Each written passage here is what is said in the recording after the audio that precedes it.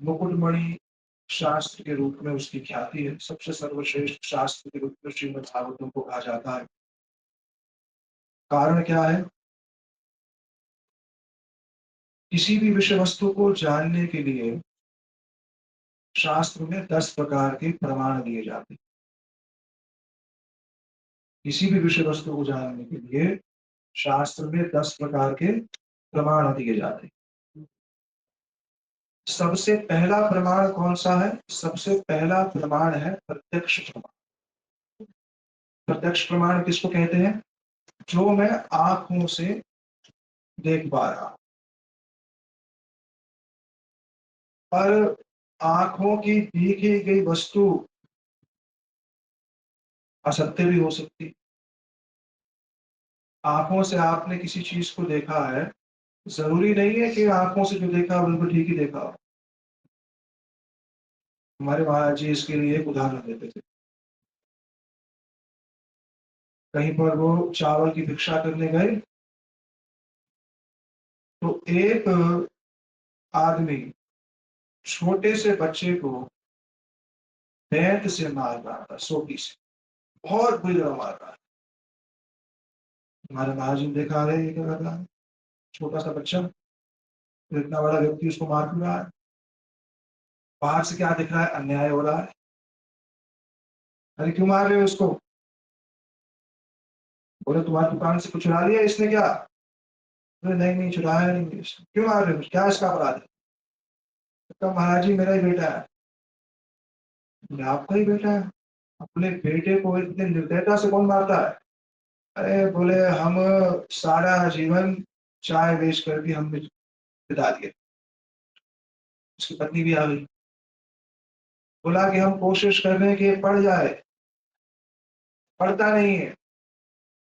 हम नहीं चाहते कि ये हमारी तरह ऐसे जीवन व्यतीत करे, इसलिए हम इसको मार रहे हैं। तो बाहर से क्या दिख रहा था? कि अन्याय हो रहा है, गलत हो रहा है, नहीं करना चाहिए था। पर जब पता चला तो उनका मारना मारना नहीं, उनका मारना वात्सल्य था, प्रेम ही था। तो प्रत्यक्ष प्रमाण में दोष है। प्रत्यक्ष दिख रहा है, और जब तक उसका कारण नहीं पता उसमें संदेह बना रहेगा, इसलिए उस पर निर्भर नहीं हो सकते कि हमने तो आंखों से देखा है। किसी व्यक्ति के नेत्र खराब हो जाए और वो बोले मैंने आंखों से देखा है, या हमारे आचार्यों ने कहा किसी की उंगली उसकी आंख में आ जाए, अब क्या दिख रहा है सब? धुंधला। या फिर कोई आदमी थोड़ा चक्कर लगाए, क्या दिख रहा है? पूरी पृथ्वी घूम रही है। तो सत्य है क्या? सत्य नहीं है। इसलिए प्रत्यक्ष को प्रमाण के रूप में स्वीकारा नहीं गया है तब तक, जब तक प्रत्यक्ष शब्द प्रमाण का सहयोग नहीं करता है। शब्द प्रमाण क्या होता है? जो वेद में लिखा है वो शब्द प्रमाण। आंखों से वेद की बातें मेरे को नहीं दिख रही हैं, इसका अर्थ ये नहीं है कि वो नहीं है। जैसे आजकल क्या कहते हैं, भगवान प्रत्यक्ष तो दिखते नहीं, तो हम कैसे मान जाए वो है? हम कैसे मान जाए भगवान है? अच्छा, बहुत सी ऐसी चीज जगत में मानते हो बिना देखे। जन्म हुआ, माता से पूछा मैं किसका पुत्र हूँ, माता ने क्या कहा? तो मेरा पुत्र है। माना कि नहीं माना? हो सकता है माता झूठ बोल रही हो सकती है, हो सकती है, पर स्वीकार लिया। क्यों? क्योंकि माँ कभी झूठ नहीं बोलेगी, झूठ नहीं बोलेगी, उसका स्वभाव नहीं है वैसा। उसी प्रकार से वेद कभी झूठ नहीं बोलेगा। जिसकी ये श्रद्धा हो गई उसकी श्रद्धा को पारमार्थिक श्रद्धा कहते हैं। हम कृष्ण को मानते हैं पर कृष्ण की बात को नहीं मानते, तो हम लोग नास्तिक ही हैं।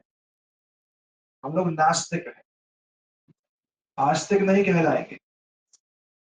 थोड़ा सा आधार दे रहा हूँ सिर्फ, भागवतम की पुष्टि जीव गोस्वामी जी जिस प्रकार से तत्व संदर्भ में करी। और कुछ प्रमाण जगत में होते हैं, जैसे इतिहास प्रमाण। इतिहास में कहा गया, हमें क्या इतिहास पढ़ाया गया था स्कूलों में? सत्य है वो इतिहास?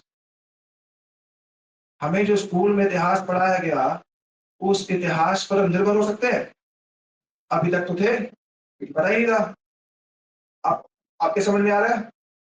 सारा गड़बड़ था। तो इतिहास को प्रमाण की श्रेणी में मानते हुए भी उस पर निर्भर नहीं किया जा सकता। एक और प्रमाण होता है अनुमान प्रमाण।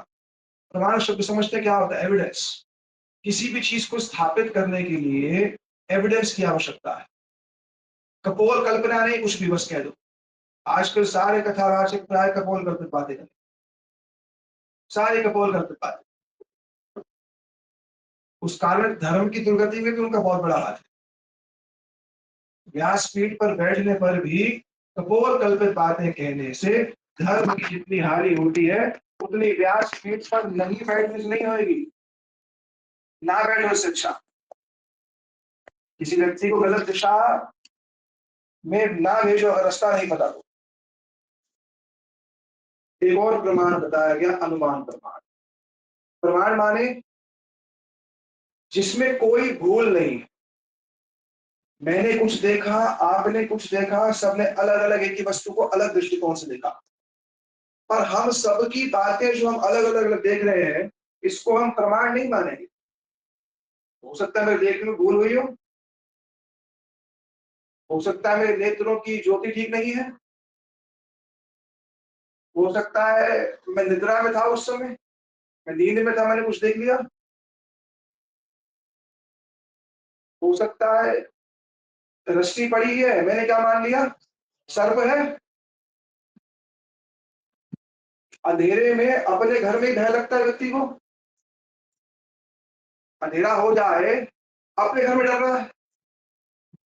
तो हमारे प्रत्यक्ष प्रमाण जो हम कह रहे हैं कि हमें डायरेक्ट दिखाओ, इसका कोई मूल्य नहीं। परमार्थ में, परमार्थ में प्रत्यक्ष का मूल्य नहीं, क्योंकि भगवान इन नेत्र से देखने वाले वस्तु,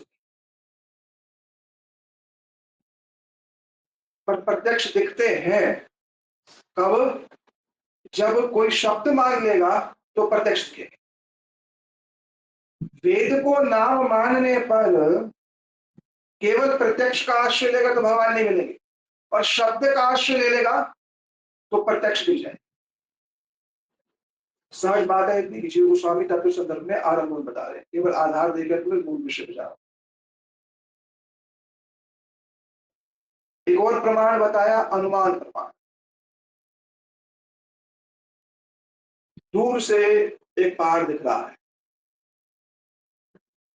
क्या दिख रहा है? धुआं।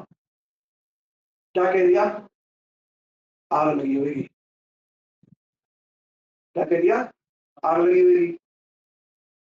पर क्या पता आग बुझ गई हो? बुझी हुई अग्नि से भी धुआं आएगा नहीं आएगा?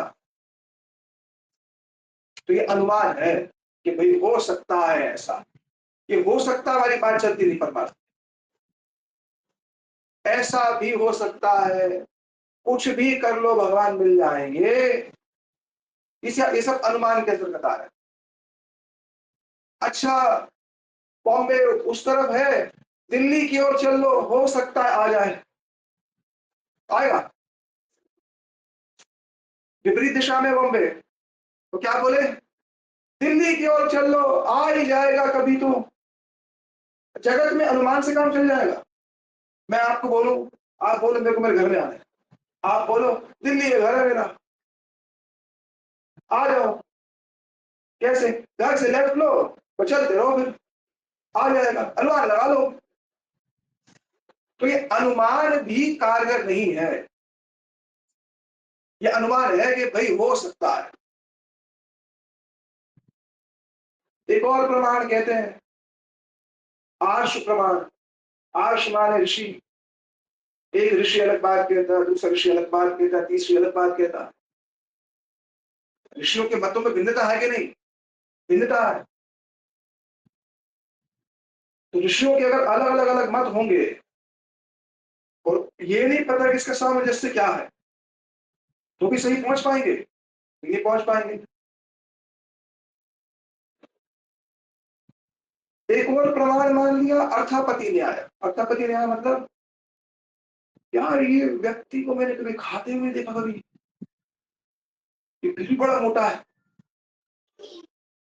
इसको मैंने कभी खाते हुए देखा, ये बहुत मोटा है। अच्छा, रात खाता हुआ,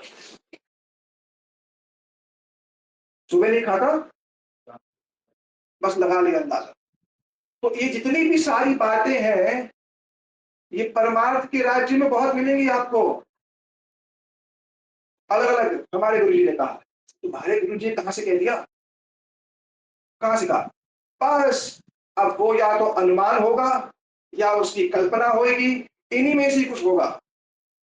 और अगर गुरु की बात वेद के अनुकूल नहीं है तो वो गुरु नहीं, सीधी सी बात। इसलिए कह दिया शब्द के आधार पर बाकी 9 को कुछ कुछ स्वीकारा जा सकता है, पर अगर उनको अलग से नहीं स्वीकार सकते। तो मुख्य बात के समझ में आ गई कि शब्द ही निर्भूल प्रमाण है। शब्द क्या है, अब इस पे आते हैं। ठीक है, इतना समझ में आ गया। अब शब्द किसको कहते हैं? दो प्रकार के शब्द हैं, एक है प्राकृत शब्द और एक है प्रकृत शब्द। प्राकृत शब्द हो गया हम जो बोल रहे हैं, जो हर क्षण परिवर्तनीय है।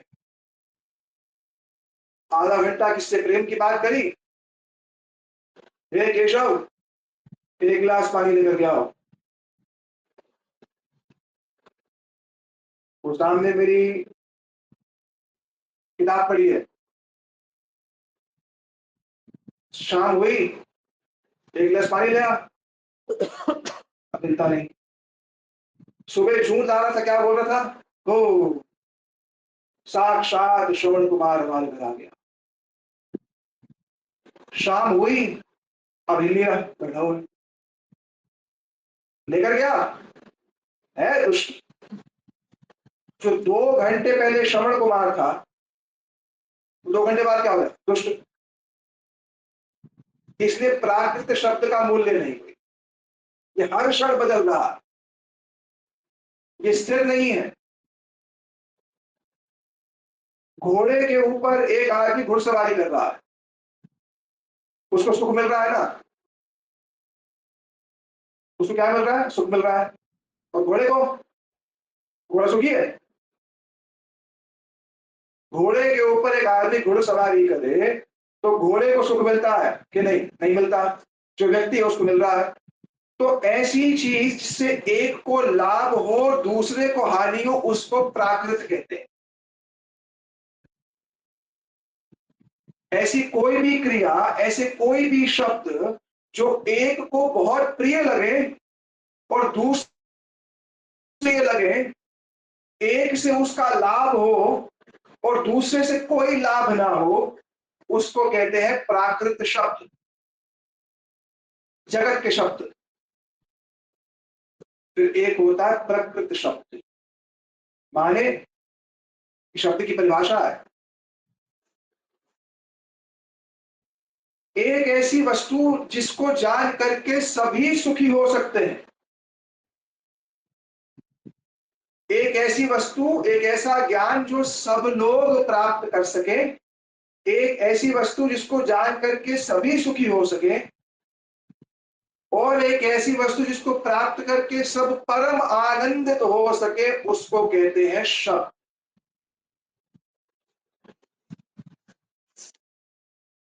ठीक है, तो 10 प्रमाणों में से शब्द प्रमाण सर्वश्रेष्ठ। शब्द किसको कहते हैं मैंने बता दिया, हमारे भगवान की बात मानने से सब सुखी हो सकते हैं। मनुष्य भी, देवता भी, पशु भी, सब सुखी हो सकते हैं।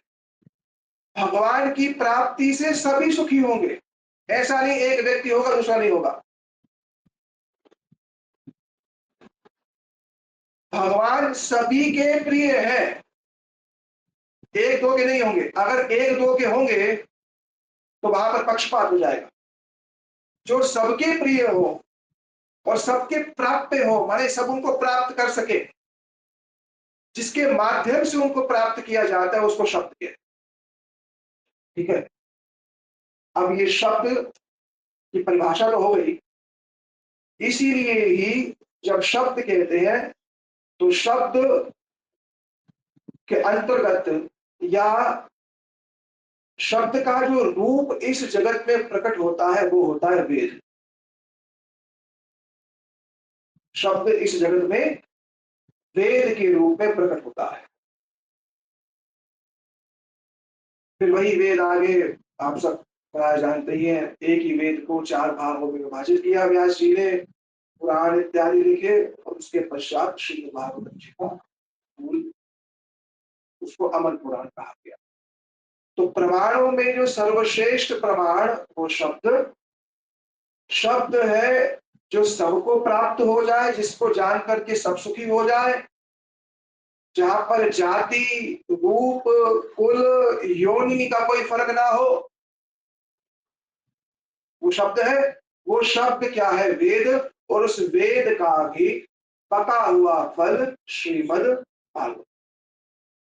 ठीक है, उस वेद के पके हुए फल श्रीमद् भागवतम में कुल मिलाकर के 12 स्कंद, 18,000 उसके श्लोक, जहां पर अनेक अनेक चरित्रों का वर्णन है, जहां ये बताया गया है कि किसकी भक्ति करनी चाहिए, क्यों करनी चाहिए, ये सृष्टि किसने बनाई, सृष्टि क्यों बनाई, सृष्टिकर्ता कौन है, उनसे क्या मांगना चाहिए, और अगर उनसे हमने उनकी सेवा नहीं मांगी तो हम कहां कहां और योनियों में जा सकते हैं, उनके कितने कितने कितने अवतार हुए, ये सब सारी बातें भागवतम के पहले 9 स्कंद में बताई गई। दशम स्कंद जो है उसमें मुख्य रूप से 90 अध्याय में श्री कृष्ण लीला का गान किया गया। पहले 9 स्कंदों में कृष्ण के जितने भी अवतार हैं, कृष्ण के अवतारों की जितनी जितनी लीलाएं हैं, वह सब विस्तार से गाई गई। माने पहले पक्का पक्का समझ लो, कृष्णस्तु भगवान स्वयं, पहले ये समझ जाओ। जब ये पक्का समझ जाओ कृष्ण ही भगवान है। हमारे श्री भक्ति विज्ञान भारती गोसाई महाराज जी के निकट एक भक्त आए, उन्होंने कहा महाराज जी हम तो बहुत वर्षों से साधन कर रहे हैं, हमें लगता है कुछ नहीं हो रहा, हमें लगता है कुछ नहीं हो रहा। माने मन में श्री कृष्ण के प्रति जैसी ममता होनी चाहिए, वैसा अपनत्व तो कृष्ण के प्रति उदित नहीं हुआ। तो उन्होंने कहा कि इतना मान गए हो कृष्ण भगवान है, इतनी इतना मान चुके हो, किसके आधार पर? शास्त्र के आधार पर मान चुके हो? बोले हाँ। तो बोले बहुत कुछ हो गया है, बहुत कुछ हो गया है। अनेक योनियों में पशु, कीट, पतंग, ना जाने कहां कहां कहां घूमते हुए फिर कहीं मनुष्य योनि मिली ही, उसमें भी नास्तिक कोटि में रहे। कोटि नास्तिक कोटि में घूमे हैं हम, एक बार मनुष्य नहीं बने, कोटि बार मनुष्य जन्म बन चुके हैं, हर योनि में नास्तिक रहे। भगवान भगवान क्या होता, कुछ नहीं। उन योनियों में घूमते घूमते, नास्तिक कोटि में घूमते घूमते, कभी तो, और अधिकांश वो सारी नास्तिक कोटियां भारतवर्ष के बाहर, क्योंकि भारतवर्ष में जन्म लिया होगा तो आस्तिकता का कुछ चिन्ह अवश्य होगा। अधिकांश तो बाहर ही रही, यहाँ नहीं रहेंगे। यहाँ पर अगर हुआ जन्म तो अवश्य ही आस्तिकता हृदय में कुछ रही होगी, तभी आए यहाँ पर, वरना नहीं आ सकते। तो नास्तिक योनियों में मनुष्य में घूमते घूमते घूमते कभी स्वर्ग भी पहुंच गए, कभी नीचे भी गिर आए, और अब कहीं जाकर के मनुष्य मिला कहां पर? भारत। अब जब भारत में मिल गया मनुष्य, बहुत सी मार्ग है भारत में। योग मार्ग का अवलंबन करो, श्रम दम नियम आसन इत्यादि करो और ब्रह्म में लीन हो जाओ। भगवान निर्विशेष है, निराकार है, उनका रूप नहीं, आकार नहीं है, ये सब मानो। सभी देवी देवता और भगवान एक ही है, किसी का भी भजन करो सब रास्ते एक पर जाते हैं, ये मानो।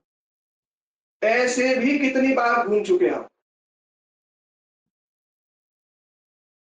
फिर अंत में एक ऐसा मनुष्य जीवन मिला,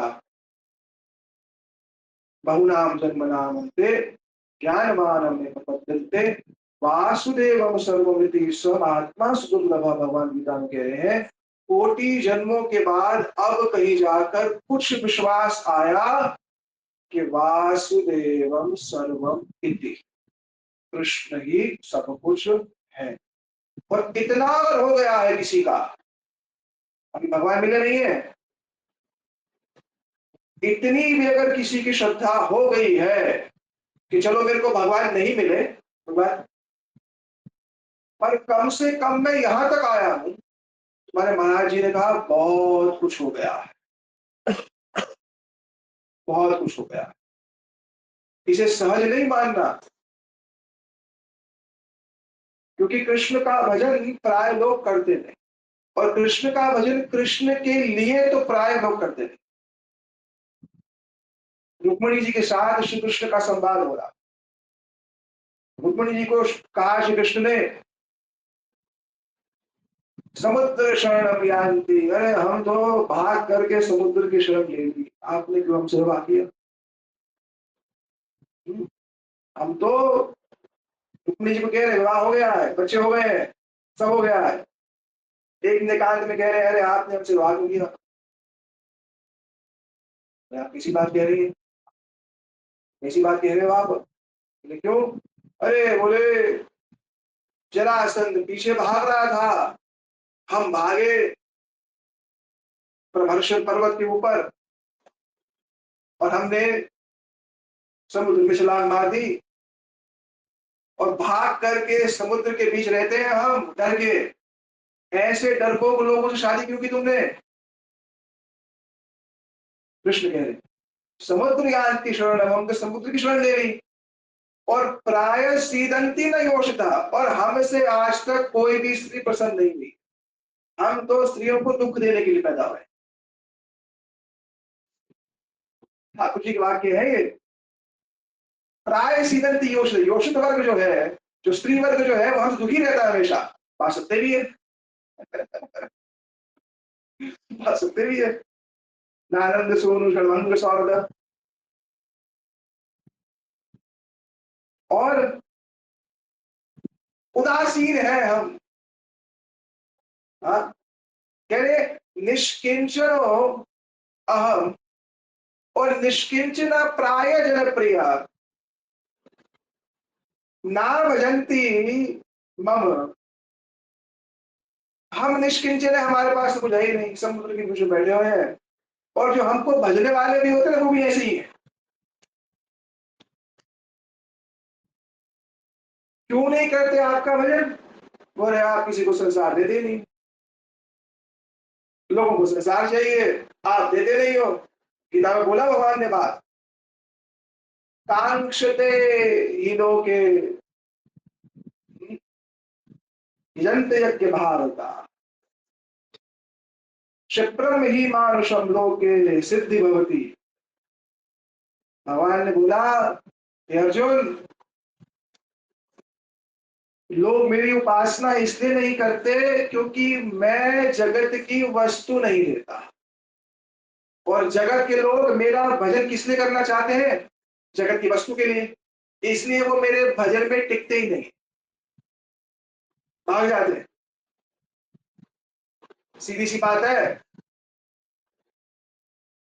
जिसको संसार चाहिए उसके लिए भगवान ने अन्य देवता बना दिया, वहां जाओ, कृष्ण नहीं देंगे। देंगे नहीं, माने दे देंगे, पर ये धोखा है तुम्हारे साथ। अगर संसार ही मांगना था तो कृष्ण के पास आए क्यों? क्यों आए? अगर संसार की इच्छा है मन में तो अभी, तो भगवान तो कह रहे हैं मैंने बनाए हैं क्षिप्र विमान, और मैं बहुत देर से दूंगा।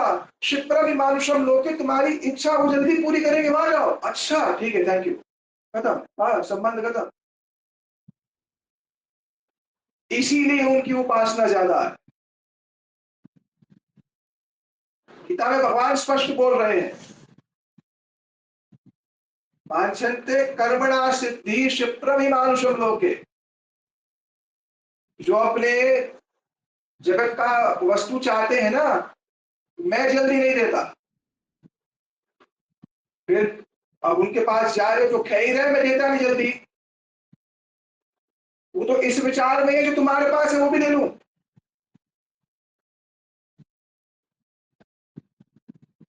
ये क्या समझ में? बड़ा भयानक वजन है बड़ा। और समझे नहीं इस बात को, इसका तर्क लोग समझते नहीं। क्या ले लूं? तुम्हारी जो संसार की आसक्ति है उसको हटा करके भगवान के भक्तों में लगा दो, ये है लेना। ठाकुर जी किसी वस्तु के प्रिय नहीं है, और हमारी आसक्ति किसमें है? वस्तु और व्यक्ति में है। भगवान चाहते हैं वस्तु और व्यक्ति की आसक्ति उनसे हटके मुझ में लग जाए। इसलिए भक्तों के जीवन में विशेष कष्ट देखा जाता है। सीधी सी बात, ये सौदा सस्ता नहीं, ये सौदा सस्ता नहीं है। तो फायदा किसका है? हमारा अभी समझ में नहीं आता। अभी लगता है यार, वो देखो अन्य अन्य देवताओं का पूजन करने वाले कैसे बढ़िया सुखी बैठे हुए हैं यार, क्या बात है, हम कृष्ण भजन कर रहे हैं, और हमारी ये स्थिति। और लोग भी कहते हैं ऐसा, अरे आप तो बड़ा हरे कृष्ण बोलते हो, आपके साथ ऐसे कैसा हो गया? उनको ये ही नहीं पता कि ये हरे कृष्ण भजन का फल यही होता है, संसार से आसक्ति हटके कृष्ण में लगना। वो विपरीत समझ रहे थे। वो क्या समझते, कृष्ण भजन करने से संसार बढ़ेगा, जबकि भगवान गीता में क्या कह रहे हैं, क्षिप्रम ही मानुषम लोके, अगर संसार चाहिए तो देवी देवताओं के पास जाओ, मेरे पास बताओ, मैं नहीं दूंगा। अभी तो बहुत बड़ा हृदय हो कि प्रभु अनेक जन्म बीत गए आपसे विमुख होकर के, अनेक योनियों में भ्रमण कर लिया, कोटि बार संसार के सुख भोग लिए, उसके बाद आपके निकट आकर के भी संसार भागे, तो बुद्धिमान है कि मूर्ख है? मूर्ख है। इसलिए इस बार संसार का मान करके आपको ही मांग लेते हैं। भगवान ने कहा सोच लो एक बार फिर, ये वाक्य बड़े ध्यान से बोलना, क्या आप चाहिए। और अगर एक बार भी जीवन में कहा है कृष्ण आपके होना चाहते हैं, तो संसार से वैराग्य अवश्य होगा। संभव पर नहीं कि संसार भी सुखमय बना रहे और भजन भी चलता रहे, ये दोनों काम एक साथ नहीं होते। भगवान की प्राप्ति समझने से पहले भगवान के विधान को समझना है। भगवान का विधान बड़ा अलग कार्य करता है। भगवान का विधान हर किसी की समझ में नहीं आता, जिनको भी संसार में घोर आसक्ति और वो सोच रहे हैं कि हम तो कृष्ण के पास जाए, कृष्ण हमारे संसार भी कर दे और हम मरते समय कृष्ण को याद भी कर लेंगे, नहीं हो सकता, ये संभव नहीं। ये दोनों बातें एक साथ नहीं हो सकती।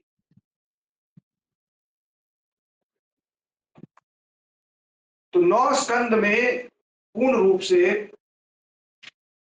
ये स्थापित हो जाए कृष्ण ही मेरे हैं बस, और कोई नहीं। और कोई है हमारा? मन से बोले और कोई है हमारा कि नहीं? मन तो नहीं मानता, मन तो कहता बहुत सारे लोग हमारे हैं, मन तो कहता धन भी मेरा है,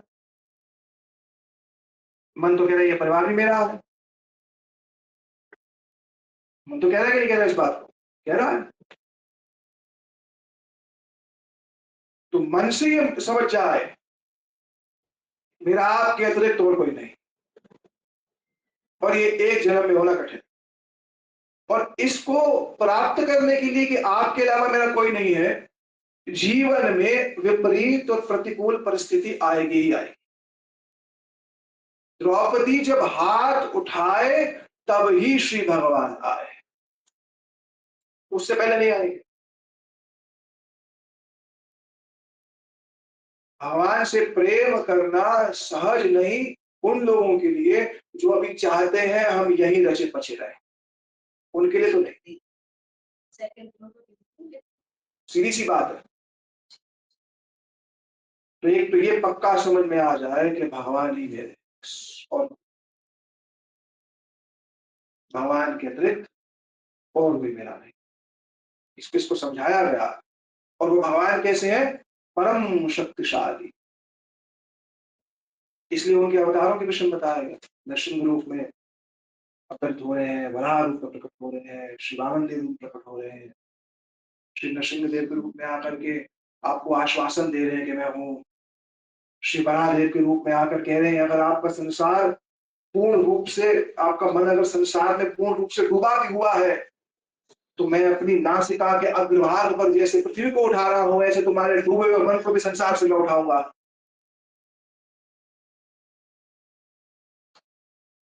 व्यक्ति का रूप, अरे ये बड़ा सुंदर है, अरे वो सुंदर तो मेरे किस काम का है?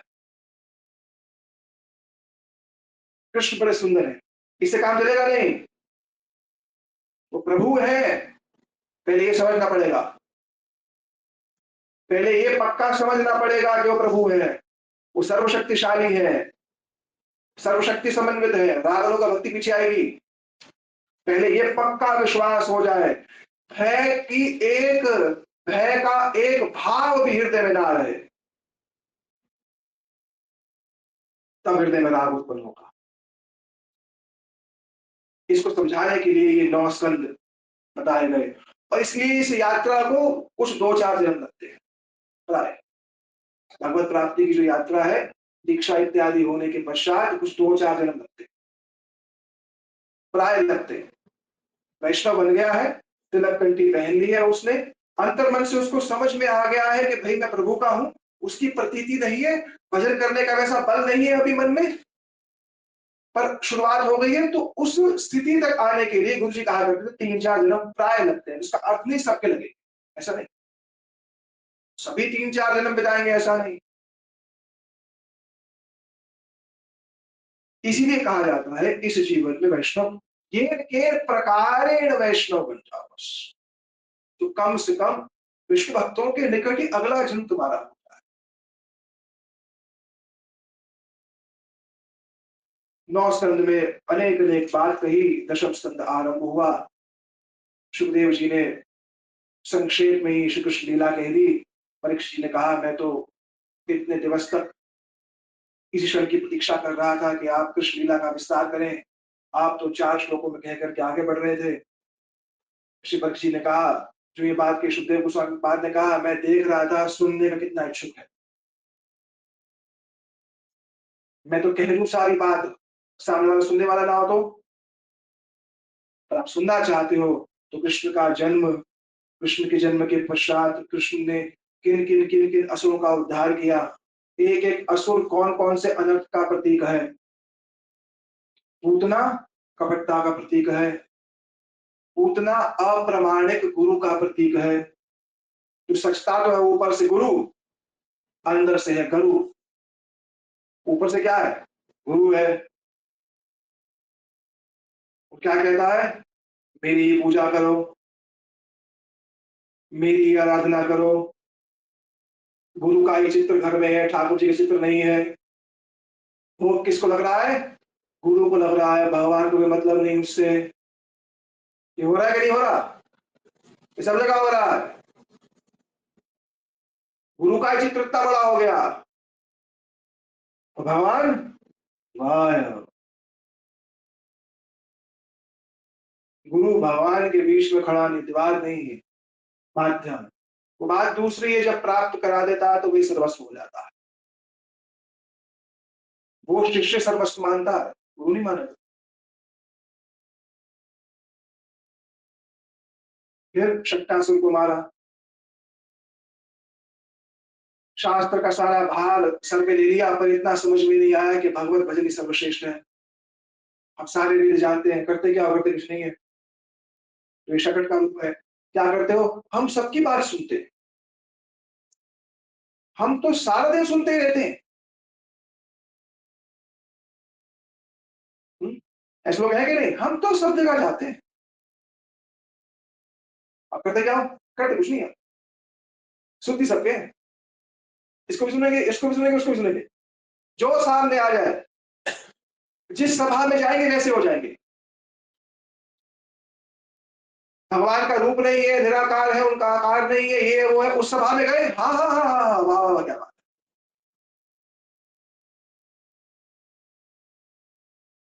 तुम ही भगवान हो, हाँ हाँ हाँ, क्या बात है।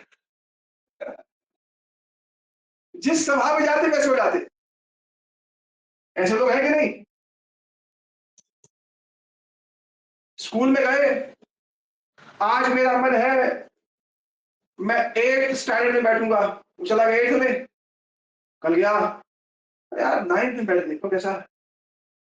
9th में बैठ गया, फिर कह रहे यार साइंस में बैठ के देखता हूँ कैसा है। ऐसा होता है? बच्चे को क्या स्वतंत्रता दी जाती है कहीं बैठ जाओ? नहीं, क्या कहा जाता है?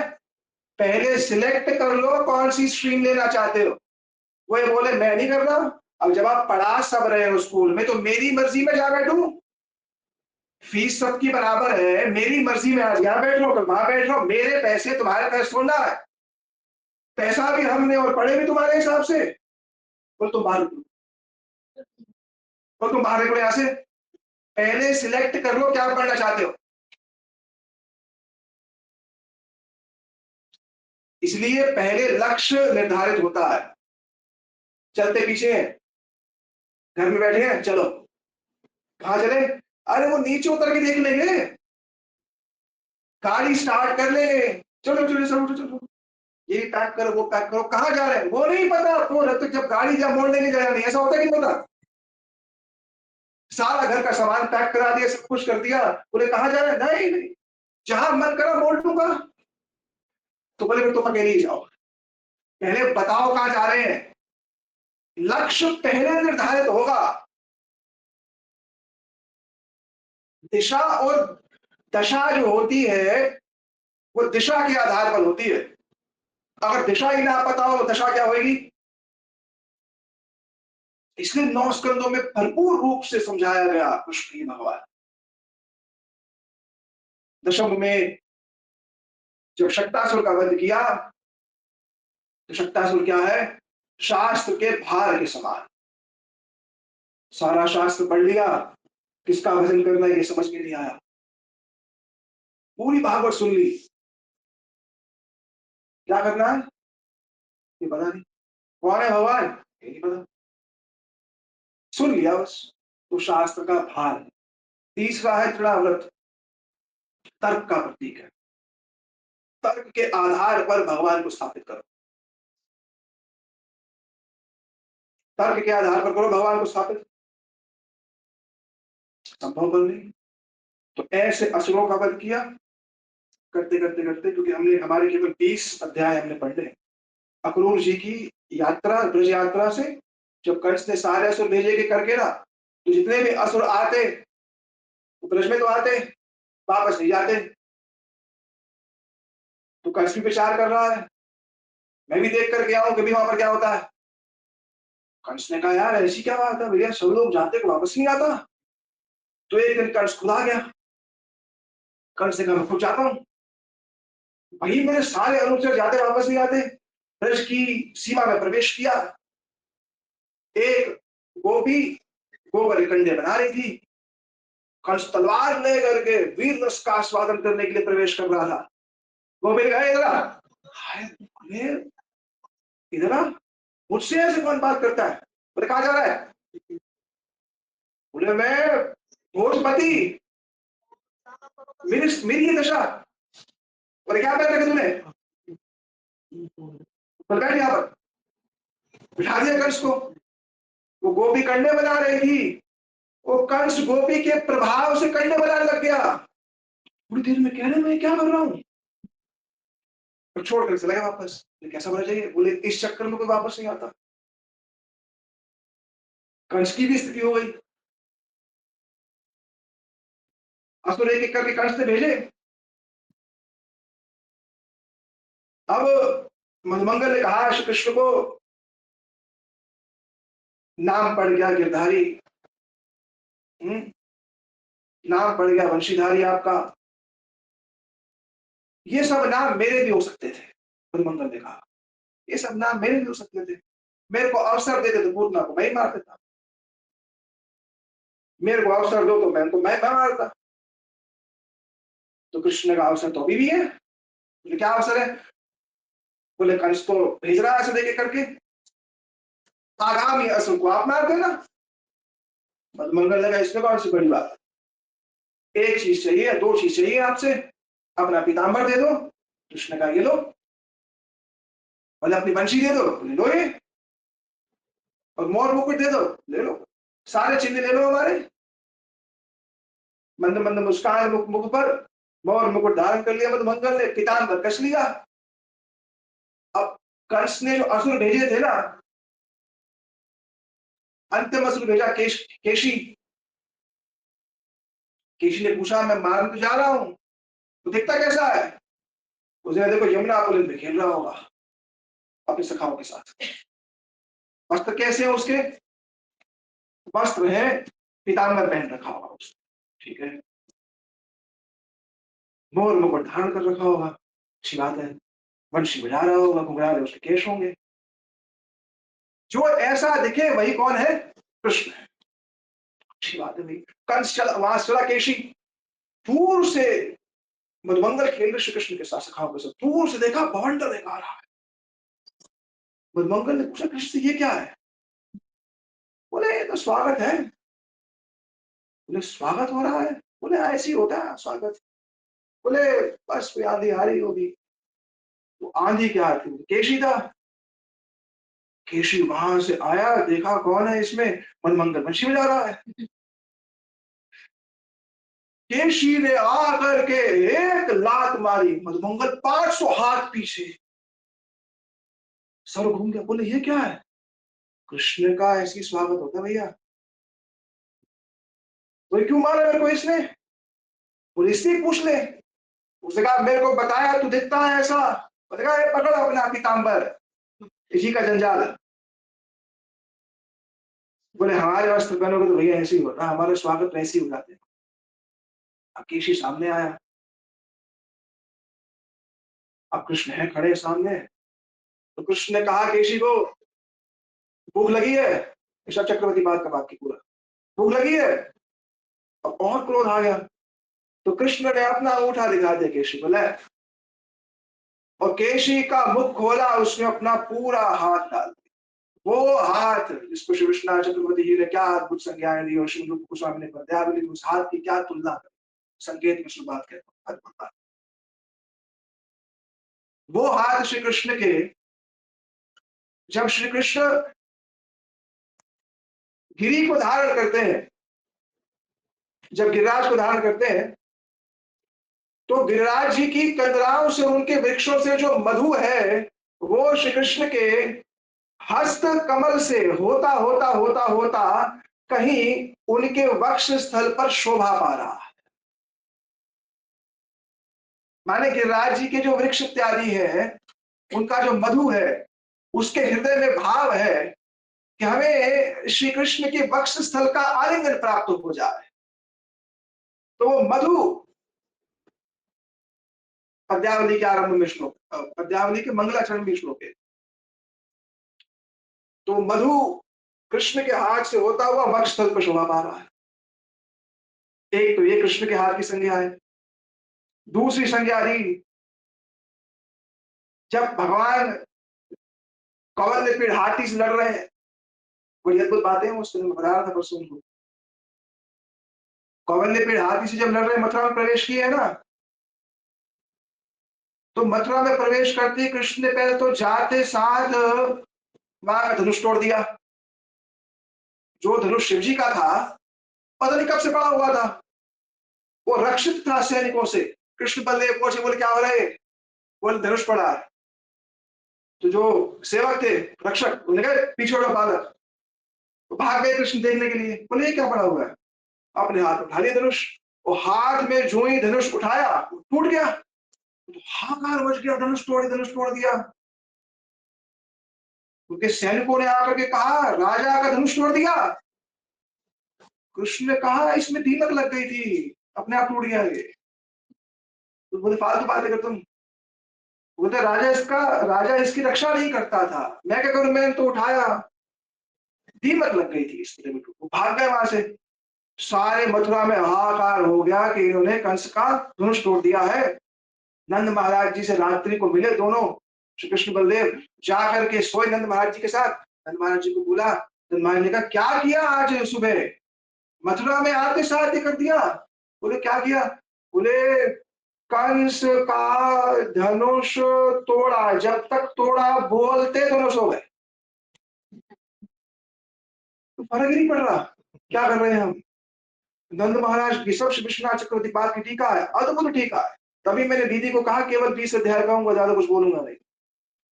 अरे बिना आचार्यों की लेखनी को पढ़े हृदय में स्फूर्ति कैसे होएगी। ये दोनों सो गए। नंद महाराज बोल रहे हैं कि अब तोड़ दिया, अब ना जाने कल सुबह हमारे साथ क्या करेगा। और भयभीत हो रहे हैं, सो रहे। सुबह सुबह उठ करके देखा तो दोनों है ही नहीं, खेलने चले गए यमुना तट पर सखाओं के साथ। अभी तो ब्रज का प्रभाव है कि नहीं है। नंद महाराज ने कहा पत्नी कहाँ चले गए दोनों के दोनों। रंगशाला शुरू हो गई, चारण मुष्टि कहा गए, सब बैठ गए।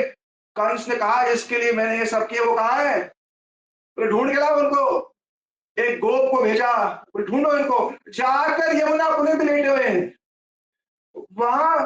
बलदेव जी को कह रहे हैं, बोले अरे भूल गए थे मारना, चलो उठो, भूल गए थे मारना। जाकर कंवल ने फिर हाथी सामने खड़ा हो गया, कहा जा रहे हो अंदर। श्री कृष्ण ने कहा कि क्या रहा है, तब आद्य सकुंजल नयामी हम साधन। आज तेरे को तेरे महावत के साथ यम साधनम, यम के लोग भेजूं। वो टीका नहीं जा रहा, चक्रवर्ती बात तो और ऐसी ऐसी बातें कह रहे हैं कि उसको कहूंगा तो वो आरंभ ही नहीं हो पाएगा। तो कृष्ण कौरव पे हाथी से लड़ रहे हैं, अद्भुत युद्ध हुआ है, ऐसी मधुरता है उस लेखनी के अंदर। अगर तो कृष्ण महाराज लगे अंदर, बोलना ना भैया ऐसी बात नहीं है, 5-7 दिन अब ऐसी होगी चर्चा। कौरव फिर सामने आया, कृष्ण ने कहा देखो मैं सुबह सुबह किसी का वध करना नहीं चाहता, मैं स्नान करके आया है, वध मैंने अंदर करना है किसी का। तो वेलकम ही ऐसा कर रहे हो मेरा, मैं अंदर जाना चाहता हूं, अंदर बात जाने ना दे हाथी। तो कृष्ण ने क्या किया, कृष्ण जा करके हाथी के जो पैर है ना, उस पैरों पे जाके छुप गए। अब हाथी को गंध द्वार ये कहाँ है, कभी यहां घूमे इस पैर पे, कभी यहां घूमे, कभी पीछे, ऐसे घूमते रहे। इतनी देर तक घूमते रहे, बलदेव जी सब देख रहे, बलदेव जी बैठ के सब देख रहे हैं। वो कह रहे हैं अंदर वो प्रतीक्षा कर रहे हैं, चारण मुष्टि वो कंस प्रतीक्षा कर रहा है तुम्हें मारने की, तुम खेल रहे हो यहाँ पर। बलदेव जी कुछ नहीं बोल रहे हैं। बलदेव जी ने कहा ये तो क्या बोल रहे हैं आप, रुक्मणी जी का हरण करने गए हैं ना, तो गलती से बलदेव जी का रथ ले गए थे, और दाऊ जी पीछे रथ लेकर के आए। कृष्ण का आप या कैसे, अरे बोले रथ तो देखने थे किसका जा रहे हो। बोले मैं रथ देने आया बस। तो गलती से आप रथ किसका उठा के, मेरा उठा के ले गए। दारूक को बोला कि रथ उठाओ। अद्भुत बात है, ऐसा मंगलमय प्रसंग है ना। अब पता नहीं है, तो मैंने अध्याय का पहला श्लोक नहीं बोला, कहां कहानी जाएगी। तो मैं सोच रहा था 65 अध्याय बोलूं, 65 नहीं 55 अध्याय बोलूं, पूरे 55 अध्याय बोलूंगा। तो चलो केवल संकेत में दे रहा हूं, ये संपत्ति है भागवत की, ये है पिबद भागवतम रसमालय, ये भागवत संपत्ति है। और केवल ये नहीं कि दशम स्कंद ही, प्रत्येक पक्ष कहीं से उठाए। तो कौवल्य पीठ हाथी से युद्ध शुरू हुआ, कृष्ण ने उसको इतना थका दिया, वो तो जब समय आएगा उसकी और विस्तार करूंगा। कृष्ण सामने आए, कवल लेपित हाथ, पहले तो हाथी की पूंछ पकड़ ली और हाथी की पूंछ पकड़ के 125 फीट पीछे ले गए। फिर पूंछ हल्की हल्की छोड़ी, क्योंकि बिल्कुल पकड़ ले तो हिल नहीं पा रहा था। अब हल्की छोड़ी तो वो यहाँ हुए क्या। बलदेव जी बोले क्या कर रहे हो उसके साथ। बलदेव जी के कहने पर बोला अच्छा ठीक है, हाथी के सामने आ गए। बलदेव जी कह रहे आप मारो, कौन मारना है कि नहीं मारना है इसको। बोले मारना तो है, वो तो मारो फिर। तो बोले अंदर जाकर के उनसे लड़ना है ना, तो थोड़ी तैयारी ना करूं, चारों वार्म ना करूं मैं, अंदर जाकर के योद्धाओं से लड़ना है। तो हाथी को क्रोध करने के लिए कृष्ण ने एक थप्पड़ मारा हाथी को। बलदेव जी ने कहा पूरा क्यों नहीं मारा मुक्का। तो बोले पूरा मारने में मर जाता। तुम तो मारना है कि नहीं। बोले तो अभी तैयारी तो हो। वो हाथ जो कौवल्यपीड हाथी को मारते समय पसीने से युक्त हो गए थे, स्वेद से युक्त हो गए थे, ये श्री कृष्ण के दूसरे हस्तकमल है। एक हस्तकमल कौन से, केदार जी वाले, पद्यावली का श्लोक है, बड़ा अद्भुत श्लोक है। अब मेरे को नहीं पता कितने लोग रिलेट कर पा रहे हैं इन सब बातों से। अब समझ में आ रही बात कि नहीं आ रही है? क्योंकि भागवत जी में से नहीं कि हाँ बस कुछ आगे बोल दो ना। आचार्यों की जो भावनाएं हैं, जो टीकाएं हैं, उसको सुनने से भागवत जी के प्रति विशेष अनुराग होता है। और तीसरा हाथ कौन सा, उसके लिए वर्णन किया रास मंडल में जब गोपीजन बिल्कुल क्लांत हो गई, थक गई, तो अपने हस्त कमल से श्री श्याम सुंदर ने उनके मुख के जो स्वेद, जो पसीना है, उसको पोंछा। उससे श्याम सुंदर के हस्त कमल अत्यंत सौगंधिक को प्राप्त हुए। ये तीसरे हाथ। और ये सौगंधिक कहां से आया, मानसरोवर में एक कमल है सौगंधिक, चक्रवर्ती बात कह रहे हैं। मानसरोवर में एक कमल है सौगंधिक, उसको पता है कि वो सुगंध कहां से प्राप्त हुई। श्री कृष्ण ने जब गोपीजनों के मुख को स्पर्श कराया तो कृष्ण के हस्त सौगंधिक हुए, और कृष्ण के हस्त की गंध उस पुष्प को प्राप्त हुई है, इसलिए उसका नाम सौगंधिक हो गया।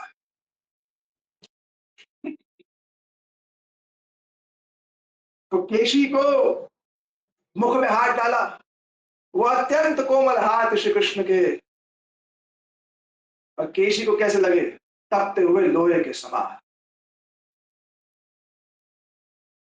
असुरों असुरों का ऐसा ही विचार है, वो भगवत गीता कहेंगे और कृष्ण की सत्ता मिटा देंगे।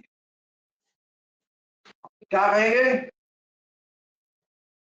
कृष्ण भगवत गीता बोल रहे हैं, कृष्ण नहीं बोल रहे हैं, कृष्ण के भीतर से कोई और बोल रहा है। बोलने वाले हैं ऐसे, बोलते नहीं बोलते। कृष्ण की भगवत गीता का आधार लेकर के कृष्ण को ही मिटा देंगे। कृष्ण तो ना बोल रहे हैं, कृष्ण के भीतर से परमात्मा बोल रहा है। कौन है परमात्मा, उसमें उसमें भी तो है, कौन है, ये है असुर। ये असुर कोटि के लोग हैं। भगवान ने कहा आसुरम भाव आश्रिता, जो मैं स्पष्ट कह रहा हूं कि मैं भगवान हूं, विराट रूप भी दिखा दिखा थक गया, बोल बोल थक गया, उसके बाद ये लोग गीता का ही अनर्गल व्यर्थ अर्थ निकालने वाले भगवान कह रहे ये सब असुर है, ये सब असुर कोटि के। क्यों, जहां पर मैं 200 से ऊपर बार कह चुका हूं मैं भगवान, 700 श्लोकों में 200 से ऊपर बार मैंने क्या कहा है, मैं भगवान हूं। उसके बाद भी क्या करते हैं, गीता के आधार पर ये स्थापित करते हैं कि कृष्ण गीता नहीं बोल रहे हैं, कृष्ण के भीतर से कोई और बोल रहा है। वाह वाह वाह, क्या व्याख्या है, बताओ। ये असुर है सबके सब। नास्तिक होना अच्छा, नास्तिक होना अच्छा, कोई बात नहीं, पर भगवान की वाणी के आधार पर भगवान की सत्ता को मिटा देना बड़ा भीषण अपराध। केशी ने अपने दांतों को यूं ही ठाकुर जी के हाथ पर, अत्यंत कोमल, जिस हाथों पर मैया गंध लगाती है, ऐसे कोमल कोमलांग हाथ वो जो ही दांत उसे स्पर्श किए, केशी के सारे दांत गिरे, केशी का वध हुआ। नारद जी ब्रज में आए, प्रभु 11 वर्ष बीत गए हैं। अच्छा, तो बोले क्या करना है फिर आगे? मैं बोले आपको मथुरा स्थापित करनी है। अरे अच्छा, वो तो मैं भूल गया। एतदर्थ अवतारो वयं भूभारहरणाय च संरक्षणाय साधूनां कृतो अन्न येषां वधाय च। प्रभु, आपको मथुरा स्थापित करनी है, कंस का वध करना है, चाणूर का वध करना है, जरासंध का वध करना है, काल यवन का वध करवाना है, द्वारका बसानी है, विवाह करना है, संतान उत्पत्ति करनी है। अच्छा, मैं भूल गया। मैं ब्रज में अपनी लीला के अंतर्गत इतना आवेशित हो गया था कि मैं भूल ही गया था मेरे को आगे जाकर कुछ करना भी है। अच्छा नारद जी, अच्छा किया आप आगे मेरे को बता देंगे, क्योंकि मेरा मूल प्रयोजन ब्रजवासियों के साथ अपनी लीला को संपादित करना, मेरा गौण प्रयोजन असुरों का वध करना और धर्म की स्थापना। और गीता में क्या सुनते हैं? यदा यदा ही धर्मस्य, क्योंकि वो एक पक्ष के लोगों के लिए गई है। और मूलतः प्रेम रस निर्यास करते आस्वाद राग मार्ग भक्ति लोके करते प्रचार। अब जब कह दिया कि ठाकुर जी आपको तो आगे जाना है, मथुरा जाना है, अब मथुरा ले जाने का कोई कारण भी तो हो, ऐसे कैसे चल जाए मथुरा? तब कंस ने कहा असुर तो मैंने भेज भेज करके मैं थक गया, इतना मारने का इसको प्रयास किया, जो भी जाता है वो ये भी नहीं बता पाता है कि हो क्या रहा है। रिटर्न टिकट नहीं, सारी फ्लाइट्स कैंसिल, सबकी वन वे टिकट। यद गत्वा न निवर्तन्ते तद्धाम परमम्।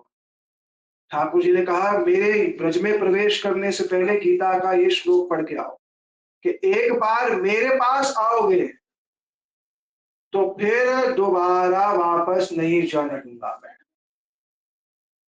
एक बार मेरे पास आ जाओगे तो फिर दोबारा मैं जाने नहीं, कोशिश कर लेना।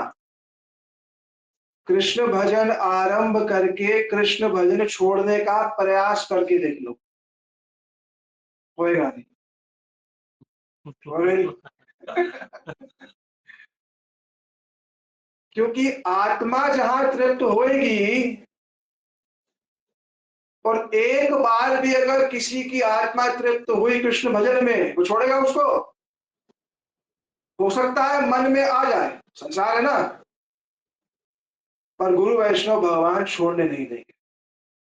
कल मैंने मठ में श्लोक की व्याख्या करी थी, विनायका मुझसे प्रभु, भगवान विनायक रूप में भक्त की रक्षा करते हैं। मतलब जब भगवान गर्भ में थे तो देवताओं ने आकर के श्लोक को कहा था, तथा ते माधव तावका क्वचित मार्गा भ्रशंति यदभ्रसौरद त्वयि अभिगुप्ता विचरन्ति निर्भया विनायका की कूप मूर्धस्य प्रभो। हे प्रभु, आपका भजन करने वाला व्यक्ति जो संसार की कोई वस्तु आपसे नहीं मांगता,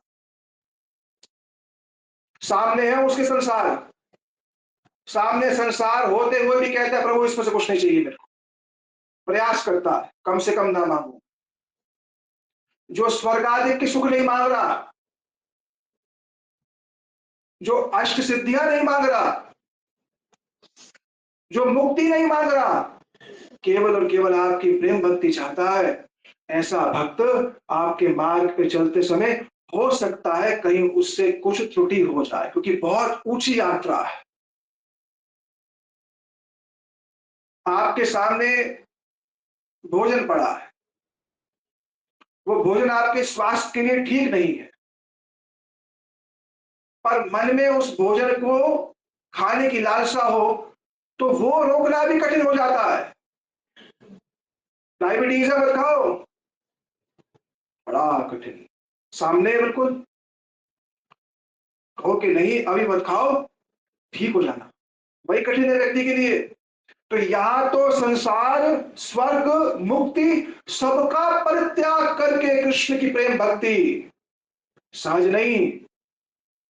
और जिसने साधु गुरु वैष्णव आश्रय लिया ना, उसने कहा ठीक है, ये केन प्रकार मैं बस इस मार्ग पर चलूंगा, जैसे भी हो जाए। और अगर कहीं गिर जाए, क्वचित क्वचित माने कभी, रोज नहीं। जो रोज गलती करे उसको मनुष्य कहेंगे, रोज करता है गलती, तो वो तो आदत है। गलती रोज होती है, कभी कभी होगी। अगर कहीं गलती हो जाती है प्रभु, तो आपका तावक, तावक शब्द प्रयोग किया ब्रह्मा जी ने। तावक माने अत्यंत प्रिय, अपने पुत्र की भांति। भगवान जानते हैं जीव जो संसार में है, वो इन सारे ब्रह्मांड की जितनी भी स्थितियां हैं उसको पार करके उन तक पहुंचना इतना सहज नहीं। भगवान जानते हैं, क्योंकि उनकी माया बड़ी दुर्जय है, माया बहुत दुर्जय है, इसको पार पाना इतना सहज नहीं। तो जो भजन करते हैं वो जानते हैं माया कितनी दुर्जय है, जो करते नहीं होंगे सब बढ़िया। जो भजन करते हैं उनको अपने मन के दोषों से परिचय मिलता है। जो भजन नहीं करते वो क्या कहते हैं, सब ठीक है, और क्या है, हमारा मन तो बहुत साफ है, हम तो किसी का बुरा नहीं। अरे जिस दिन भजन करने बैठोगे ना कृष्ण का, तब पता चलेगा भीतर क्या क्या छुपा है, पहले नहीं दिखता। पहले तो सब तो साफ है, बढ़िया। जिस दिन निरंतर 2 घंटा नाम लेने बैठो, बैठो 2 घंटे एकाग्र चित्त होकर के बैठो कृष्ण नाम लेने के लिए, ये नहीं होगा। और ये कहा जाए कि यात्रा हो रही है जगन्नाथ जी की, सब चल पड़ेंगे, वो आसान होगा। प्रसाद वितरण आसान होगा, है कि नहीं, कि सफाई कर दो, आसान होगा। और ये बोलो 2 घंटे यहां से हिलना नहीं है, नाम करो है जी का जंजाल। क्योंकि मन की शक्ति तो लग रही है, पर क्रिया शक्ति कहां लगे। और उसमें अगर किसी ने 2 घंटे लगाए, तब उसको अपने मन का पता चला, वरना तो पता भी नहीं चलेगा इसमें क्या क्या।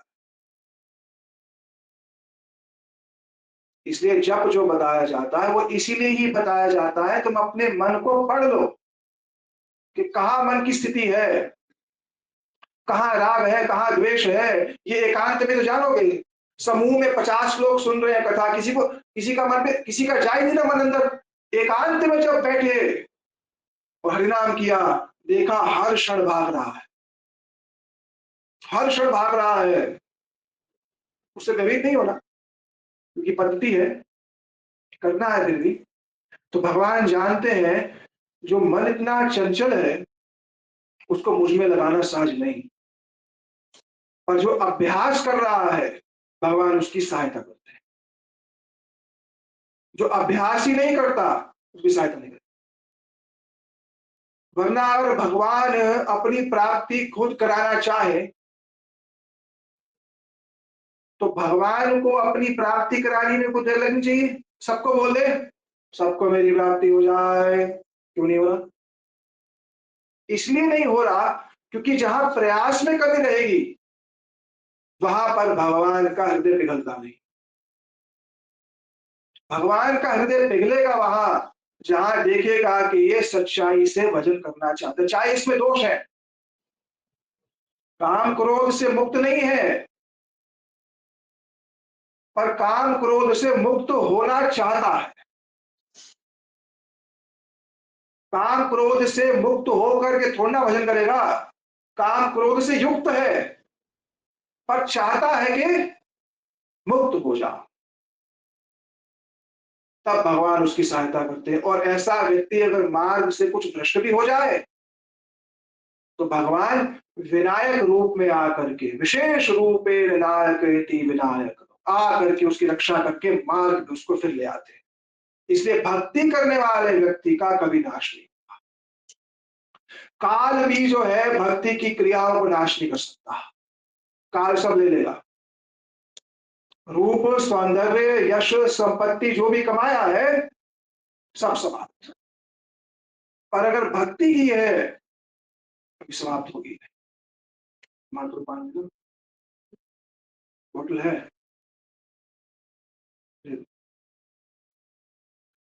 तो अब कोई बनेगा कारण, कारण बने अब कौन? अक्रूर जी। कंस ने कहा सारे असुर तो मैंने मार दिए, सारे असुर तो मैंने भेज दिए, अब बचा ही नहीं। अब अक्रूर जी को बुलाया, बोला अक्रूर जी आप तो मुझे बहुत प्रिय है, एक ऐसा कार्य करना है जो केवल आप ही कर सकते हैं। क्या कार्य है? मैं बहुत बड़ा एक रंगशाला में युद्ध का आयोजन कर रहा हूं, मैं चाहता हूं सब आए, ब्रजवासी भी आए। क्यों आए ब्रजवासी? बोले कृष्ण और बलदेव को यहाँ लाना। बोले क्यों लाना है? बोले उनके घर पर तो हम उनको नहीं मार पा रहे। अब अक्रूर जी ने बात सुनी, मुझसे क्या काम करा रहे हो? पर अक्रूर जी ने एक विचार किया, दीर्घ काल से मैं प्रतीक्षा कर रहा था उस क्षण की जब मेरे को श्री कृष्ण के दर्शन। वैसे तो कंस है प्रतिकूल, विपरीत बुद्धि का, पर आज इसने मित्रता का सबसे बड़ा कार्य किया है।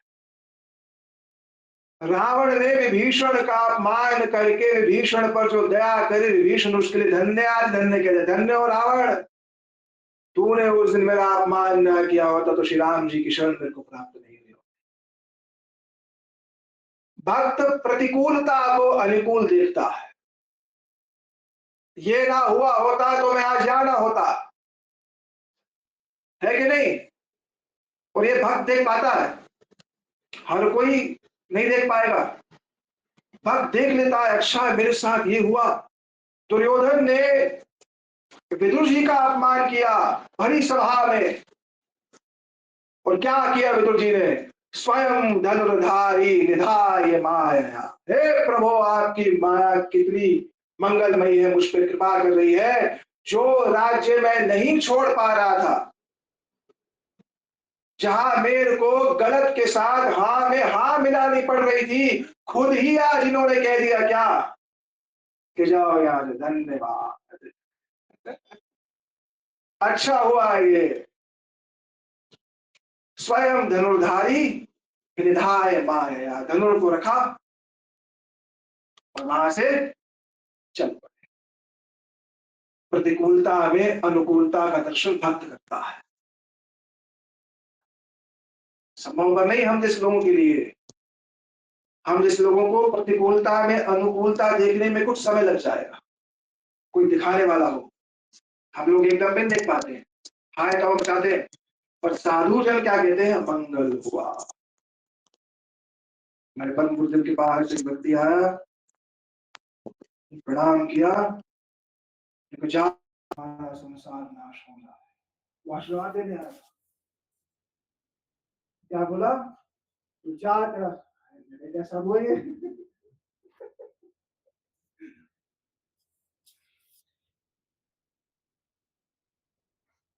हमको जिनको लगता है भी थोड़ी डिप्लोमेटिक बात कर देंगे,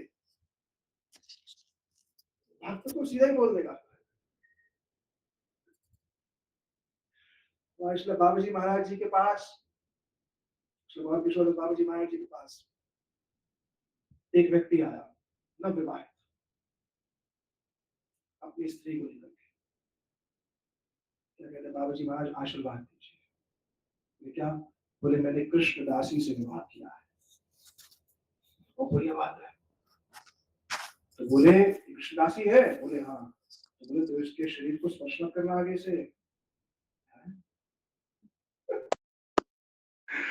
ये कृष्णदासी है, इसके शरीर का भोग मत करना, सुबह सुबह उठ करके इसके चरण धोना, प्रणाम करना, इसको पूजनीय है, भाग गया। कुछ तो भाग गया। तो मुख से तो बढ़िया कहना बहुत आसान, अंतर मन की जो आसक्ति है ना वो बड़ी विचित्र है। और भक्त इन सब प्रतिकूलताओं में अनुकूलता का दर्शन करता है।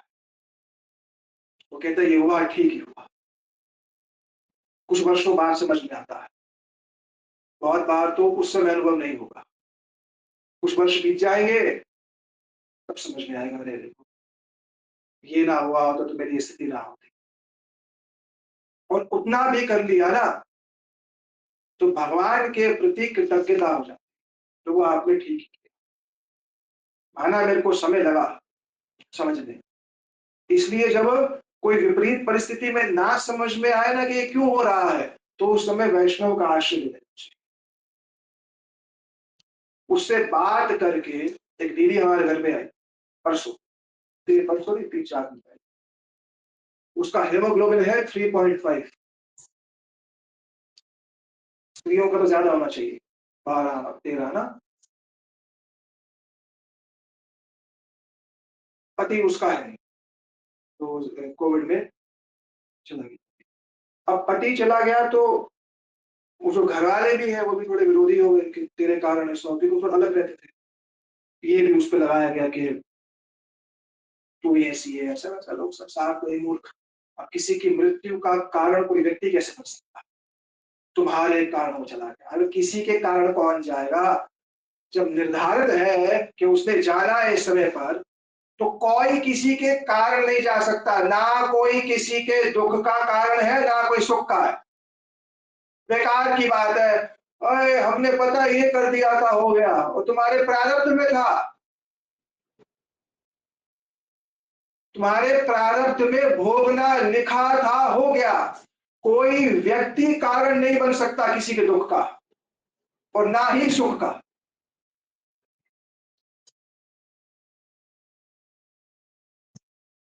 भुंजा एवात्म कृतम विपाकम, एवात्म कृतम एव आत्म कृतम, मेरे द्वारा किया गया है, भक्ति के मानना। तो वो आई बैठी, मैं ठाकुर जी को लेने आई, मेरी पत्नी वो पूरा ठाकुर जी का श्रृंगार करती है, तो एक के बाद एक ठाकुर जी घर पे आते हैं, एक आता है, दूसरा आता है, तीसरा आता है, और चल जा, ठाकुर जी का श्रृंगार करने के लिए आए कि इसको कर दो। मैंने कहा अपनी रिपोर्ट्स वगैरह देना, मैं डॉक्टर से बात करूंगा।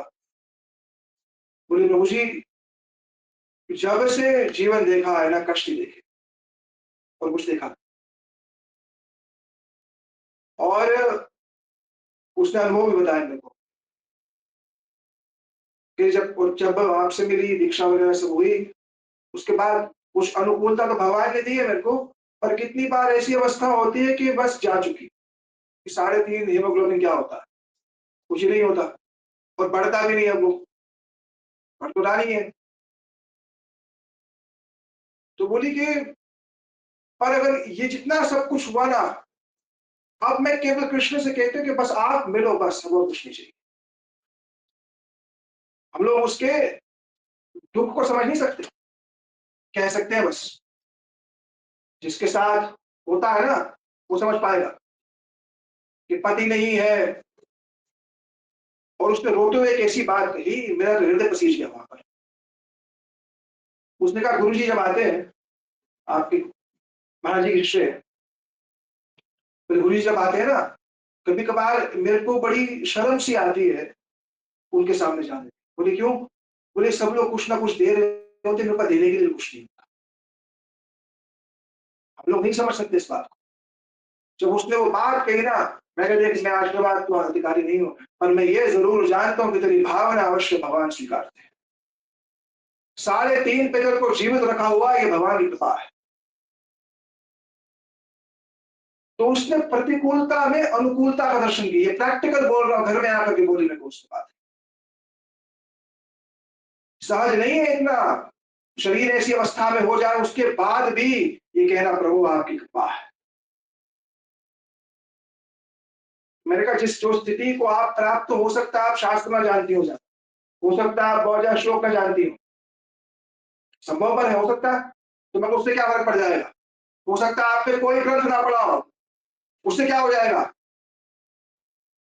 कुछ नहीं होता इन चीजों से। ये सहायक है, शरणागति की सहायता करेगा, पर मूलतः उस प्रतिकूलता में भी ये कहेगा कृष्ण आप ही मेरे हैं बस, और कुछ नहीं। सारी शरणागति सिद्ध हो गई, शरणागति सिद्ध हो गई, तुम्हारा सारा शास्त्र पढ़ना सिद्ध हो गया। मैं सोचता हूं कि मैं उस स्थिति में होता, न जाने क्या बोलता, मैं तो भगवान को विरोधी है, हमने तुम्हारे इतना भजन किया तुम आशय से कर रहे हो। दूसरा व्यक्ति और मिला, मठ में आता हमारे, मैं बैठा प्रसाद पाने बैठा, तो बोला मेरा सुबह सुबह नौकरी पे जाता है, 9 से 5 नौकरी करता, बाद में और चला समझ ली बात। बोला प्रभु जी जो गरीब का दुख है ना वो आप लोग नहीं समझ सकते,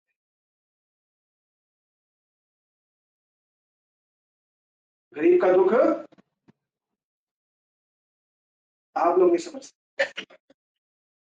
मैं सुबह उठता हूँ, हरिनाम किया पूरा, 8 बजे नौकरी पर गया, 9 बजे नौकरी पर पहुंचा, 5:30-6 बजे आया, बीच में 1 घंटा जाकर के ऑटो चलाया, फिर घर पहुंचा, फिर पानी की तैयारी किया, और 8 साढ़े 8 रोज यहाँ जाता, रोज आता है। तो ये प्रतिकूलता में अनुकूलता का दर्शन है, ये प्रैक्टिकल एग्जाम्पल है, साफ देखते हुए, और उससे अपनी स्थिति का पता चलता है। अपनी स्थिति का पता चलता है इस चीज से। तो अक्रूर जी ने प्रतिकूलता में अनुकूलता का दर्शन किया। एकादशी के दिन श्री अक्रूर जी चले और नया रथ मंगाया कंस ने देने के लिए प्रलोभन, अरे नया रथ मंगाया आपके लिए। अक्रूर जी ने कहा अब नए रथ का प्रलोभन किसको चाहिए, हो सकता है मैं वापस ही ना आऊं। अक्रूर जी बैठ गए रथ पर। अब जब आया तो एकादशी के दिन अक्रूर जी चले थे, इसलिए अक्रूर जी को वहां पर महामति कहा गया है।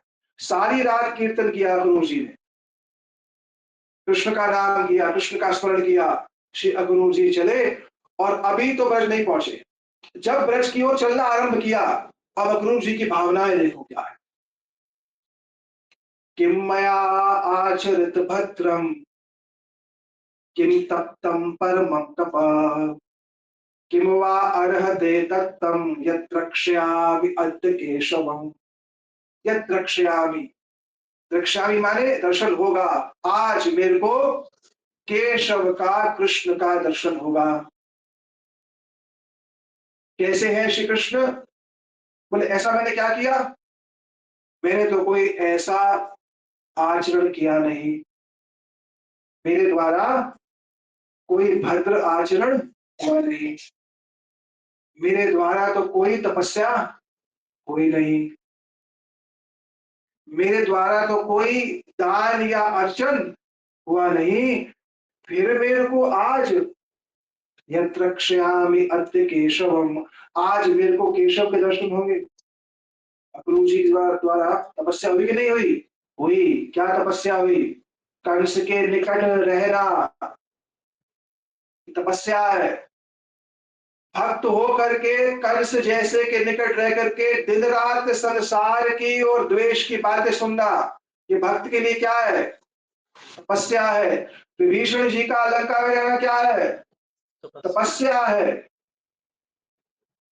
उनकी तपस्या हुई।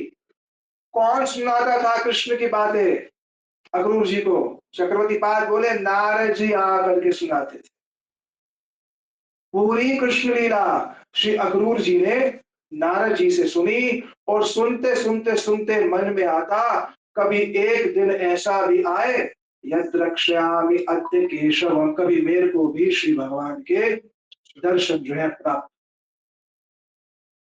अक्रूर जी की भावना। फिर कह रहे हैं ममेत दुर्लभ मन्य उत्तम श्लोक दर्शनम विषयात्मन यथा ब्रह्म कीर्तन शूद्र जन्मनः। मैंने तो ये मान रखा है मुझ जैसे व्यक्ति को भगवत दर्शन कभी नहीं होगा। अक्रूर जी कह रहे हैं, हालांकि ये अक्रूर जी योग्य पात्र, योग्य है, भक्त है, शुद्ध है, और शुद्ध भक्त के मन में ही यही भाव आता है कि वो योग्य नहीं। शुद्ध होता है ना, उसके मन में यह भाव आता है, मैं तो भगवत दर्शन के योग्य नहीं हूं। ये तो ऐसा हो गया जैसे किसी निरक्षर व्यक्ति को कहा जाए कि तुम वेद पाठ करो। निरक्षर व्यक्ति, वो भी वेद पाठ हो गया, असंभव है। ऐसे ही मुझ जैसे व्यक्ति का कृष्ण दर्शन करना जो असंभव था, आज वो संभव होने जा रहा है। वो कंस जो अत्यंत विद्वेषी है, आज उसने मित्रवत कार्य करके मेरे को भेज रहा है कि जाओ कृष्ण मंदिर को लेने जाओ। अक्रूर जी मन में संशय कर रहे हैं, क्या सोच रहे हैं? कह रहे हैं मैं कृष्ण को लेने जा रहा हूं, जानता तो हूं कंस क्यों बुला रहा है इन दोनों को, किस लिए बुला रहा है? वध के लिए।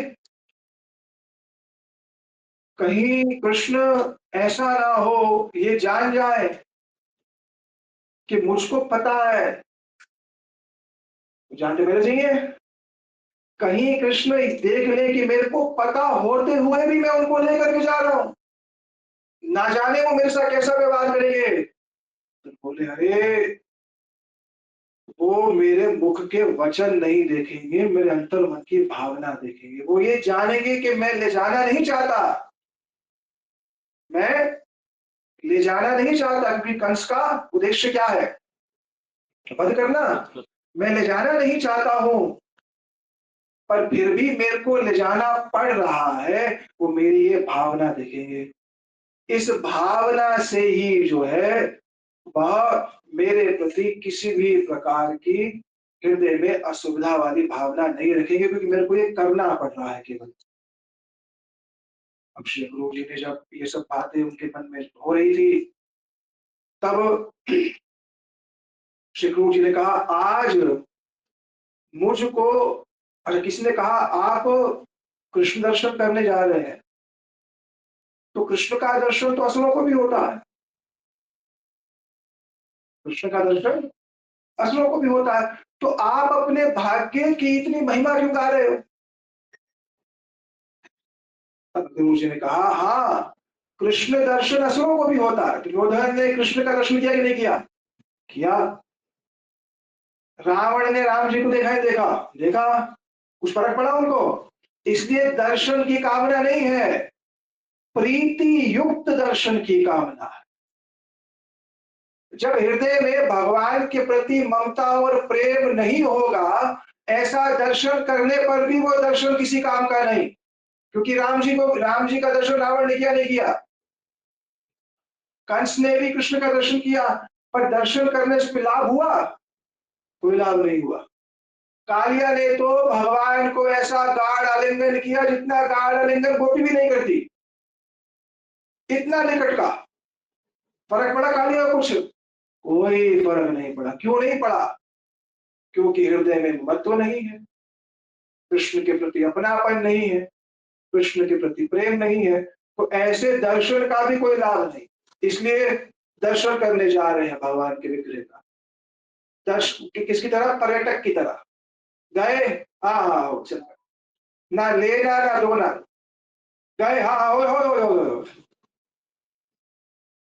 ऐसे लोग होते नहीं होते, गए हम दर्शन कर रहे हैं। और दर्शन करने का अर्थ क्या है? उनके प्रति ममता उत्पन्न होना, उनका स्मरण होना। ये कोई टिक बॉक्स थोड़ा है, हाँ हो गया, ये था हो गया, ये वाला हो गया, ये हो गया। आजकल यही चल रहा है, ये सारा ट्रेंड यही चल रहा है।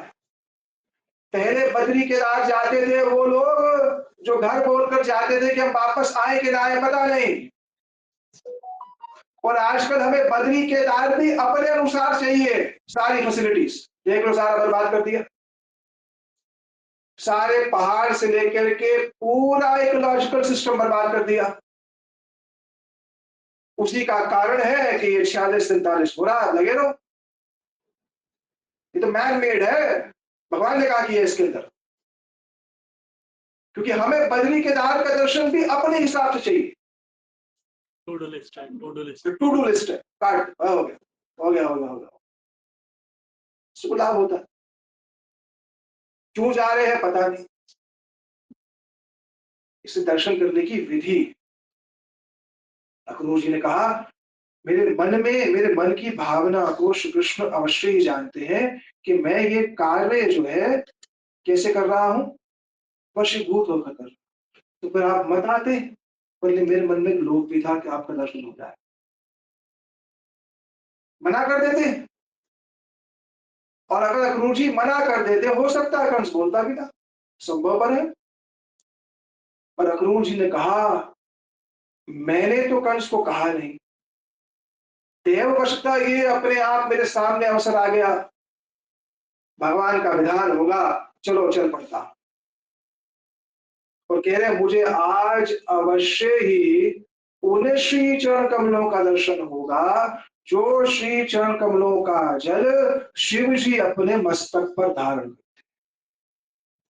जिन श्री चरण कमलों की वंदना श्री ब्रह्मा जी अचिंतन समाधि में ब्रह्मा जी करते हैं, और जिन श्री चरण कमलों की सेवा लक्ष्मी जी अपनी अंक में अपनी गोद में लेकर करती हैं, ऐसे भगवान के मंगल में श्री चरण कमलों का दर्शन मुझे आज होगा। ऐसे भगवान के मंगल में चरण कमलों का दर्शन होगा। और ये वही चरण कमल है जो श्री श्याम सुंदर ब्रज में विचरण करते करते कभी गोपी जनों के अंग को भी उससे स्पर्श कर देते हैं। चक्रवर्ती पाल ने कहा ये तो गलत बात है, दास्य भाव के भक्त हैं, मधुर रसी का भाव कैसे चिंतन कर रहे हैं।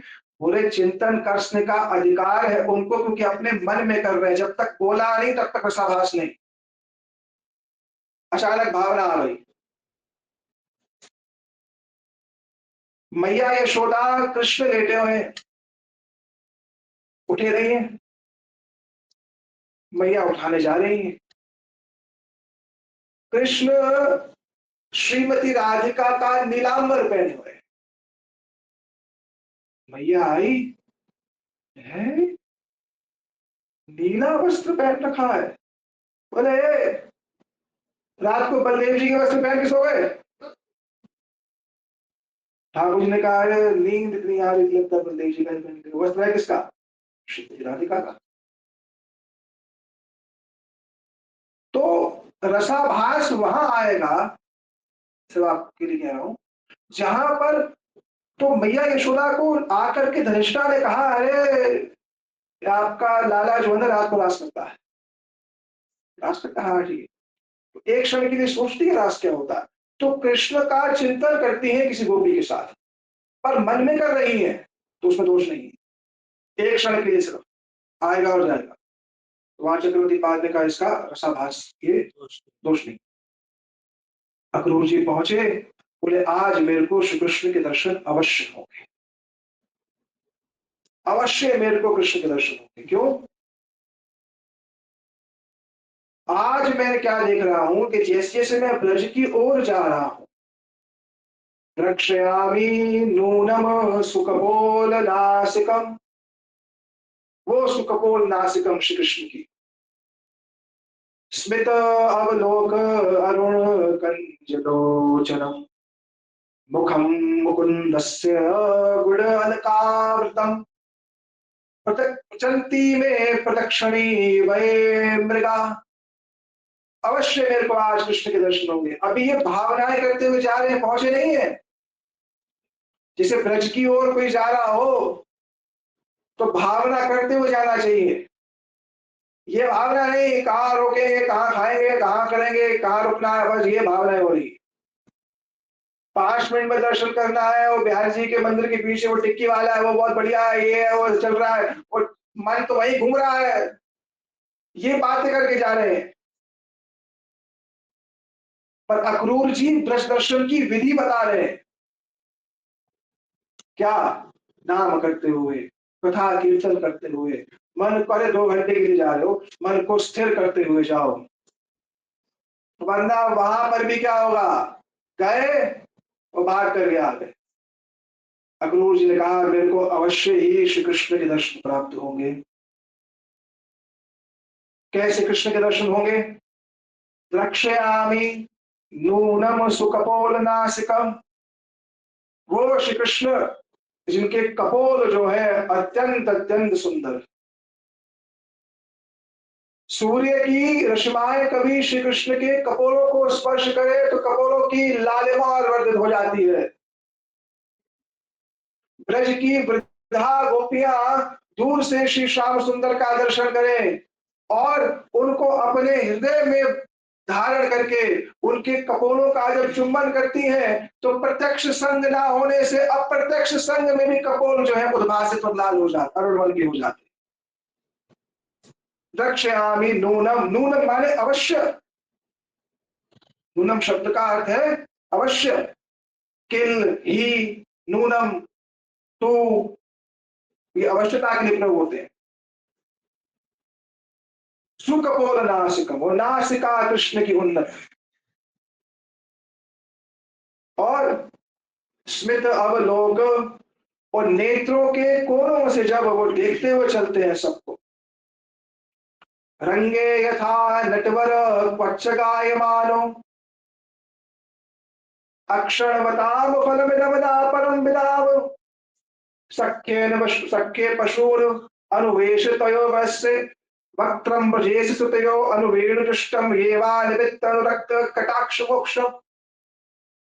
ऐसा अभूतपूर्व श्री कृष्ण का सौंदर्य, नाना प्रकार की विचित्र धातुओं से जिनका शरीर सजा हुआ है। 7 बज गए? 6:30।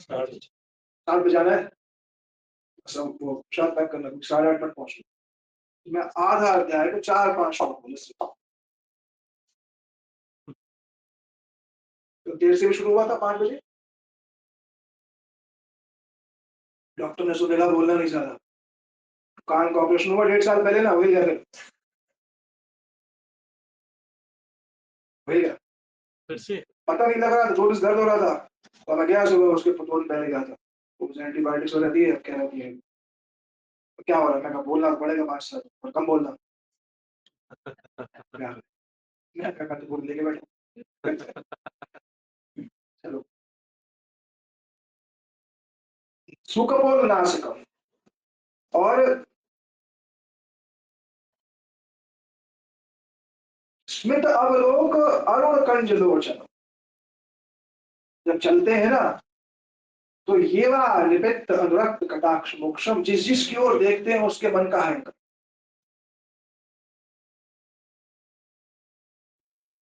क्यों मन का हरण कर लेते हैं? क्योंकि नेत्रों के कोनों में श्री कृष्ण के अरुण वर्ण का अनुराग है। प्रेम का वर्ण जो होता है ना वो लाल होता है, क्रोध का रंग होता है काला, शांति का वर्ण होता है सफेद। इसे कबूतर उड़ा देते हैं, 2-4 कबूतर ले आएंगे शांति का, क्योंकि वो शांति का वर्ण है, क्योंकि उसमें कोई रंग ही नहीं। और माधुर रस का वर्ण है, वो है मेघ, मेघ वर्ण। श्याम वर्ण जो है वो माधुर रस का वर्ण है। ऐसे ही श्री कृष्ण नीले नहीं है। कुछ लोग कहते हैं श्री कृष्ण क्यों है नीले हैं, बोले वो आकाश का रंग नीला है, वो ठीक है, वो सब बातें। पर श्री कृष्ण नीले इसलिए है या मेघ वर्ण इसलिए है क्योंकि रस शास्त्र में श्याम वर्ण जो है मधुर रस का रंग है, तभी वो मेघ है। तो ठाकुर जी के नेत्रों के कोनों में अनुराग है और उस अनुराग से सबको देख रहे हैं। और क्या कह रहे हैं कि मुझे अवश्य दर्शन होंगे, क्योंकि मुखम मुकुंदस्य, मुकुंद का जो मुख है, गुड अलकावृतम, उनकी जो अलकावलियां हैं वो बार बार बार उनके कपोलों पर आती हैं और आगे पीछे दोलायमान होती, कुंडल भी दोलायमान हो रहे हैं। और जब श्री कृष्ण चलते हैं, जहार मत दुरेंद्र गजगति, एक गज के पालक की भांति जब चलते हैं ना श्री कृष्ण, तो उनकी जो अलकावलियां हैं, जो उनकी लटें हैं, जो उनके घुंघराले केश है ना, वो आगे पीछे दोलायमान होते हैं। अवश्य ही मेरे को इस कृष्ण के दर्शन आज होंगे। क्यों? क्योंकि मेरे निकट से अभी पता है कौन चले गए। प्रदक्षिणम में प्रचलती वै मृगा, मैंने अभी देखा मेरे बिल्कुल निकट से एक भंवरों का झुंड गया, गुनगुनाता हुआ। मेरे निकट से क्या गया? भंवरों का झुंड गया। भंवर कहाँ जा रहे हैं? कमल की ओर जा रहे हैं। कौन से कमल की ओर? श्री कृष्ण के मुखार की ओर जा रहे हैं। कमल निमंत्रण नहीं देता, भंवर अपने आप जाते हैं। आज मेरे को मुखम मुकुंद से, उन मुकुंद के मुख का दर्शन होगा जो कमल के समान है। क्यों? क्योंकि मैंने भंवरों को देख लिया है। इसका मतलब वो आस पास ही है। जीवन में जिस दिन शुद्ध सात्वत वैष्णवों का दर्शन होना शुरू हो जाए, तो ये मान करके चलो कि अब कृष्ण आस पास ही है, ज्यादा दूर नहीं है अब। वरना इनका दर्शन नहीं होता। भगवत भक्तों का अगर दर्शन हो रहा है ना, तो ये मान करके चलो कृष्ण पास है। मुखम मुकुंद, क्योंकि वो कह रहे हैं ये भ्रमर कहाँ जा रहे होंगे? कृष्ण ने जो अपने गले में वैजयंती धारण कर रखी है, उस वैजयंती के प्रति आकर्षित होते हुए सब जा रहे हैं, गुनगुनाते हुए जा रहे हैं। साधु लोग भी भ्रमर हैं। भक्त लोग क्या होते हैं? भ्रमर होते हैं। कमल अपनी सुगंधी और मधु का वितरण स्वयं नहीं करता। कमल अपनी मधु का और सुगंधी का वितरण स्वयं नहीं करेगा, पर मधुकर उस पर आकर के उस कमल से जो उसकी सुगंधी है, उसका जो मधु है, वो लेकर के वितरण सब जगह करते हैं। इसलिए साधु जन क्या है? मधुकर की भांति है। वो पहले पान करते, माने पहले आचरण करते हैं खुद। जब पुष्ट हो जाते हैं, फिर जब जाकर के सबको कहते हैं, सबके हृदय में कृष्ण की छवि और कृष्ण का विग्रह, कृष्ण का रूप सौंदर्य उनके हृदय में प्रकट होना शुरू हो जाता है। सामान्य व्यक्ति का शब्द होता है, वो निकलता है उसके मुख से उसके हृदय में बैठी हुई संसार की वासनाओं को स्पर्श करके। इसीलिए जो वो बोलता है, बैठने वाले व्यक्ति के हृदय में संसार की वासना आ जाती है। साधु जनों के मुख से कथा निकलती है, श्री प्रिया प्रीतम के चरणारविंद के नख का स्पर्श करके बाहर निकलती है। इसलिए बाहर निकलते ही क्या होता है? सुनने वाले के मन में श्री राधिका के प्रति और श्री कृष्ण के प्रति रति की उत्पत्ति हो जाती है। क्योंकि वो वाणी जो हृदय से निकल रही है, वो वाणी श्री प्रिया प्रीतम को स्पर्श करके निकलती है, और उसका प्रभाव ऐसा होता है कि श्रोतागण के हृदय में भगवान का रूप प्रकट होना आरंभ हो जाता है। गुरु जी ने कहा ये भ्रमर का दर्शन मेरे को हुआ, अवश्य ही कृष्ण आसपास है। फिर थोड़ी देर में हिरण चल पड़े आगे से। हिरण भाग रहे, हिरनियां भाग रही। जब हिरनियां भागने लगी, गुरु जी ने कहा ये भी कहा भाग रही होंगी। एक आरती हम लोग करते हैं, घी दीपक की आरती हमारी आरती होती, एक आरती हिरनियां करती है। हिरनियां कैसे आरती करती? भागवत जी में आया, धन्या स मूढ़ गतयो हिरण्येता या नंद नंदन बाल चित्र वेशम।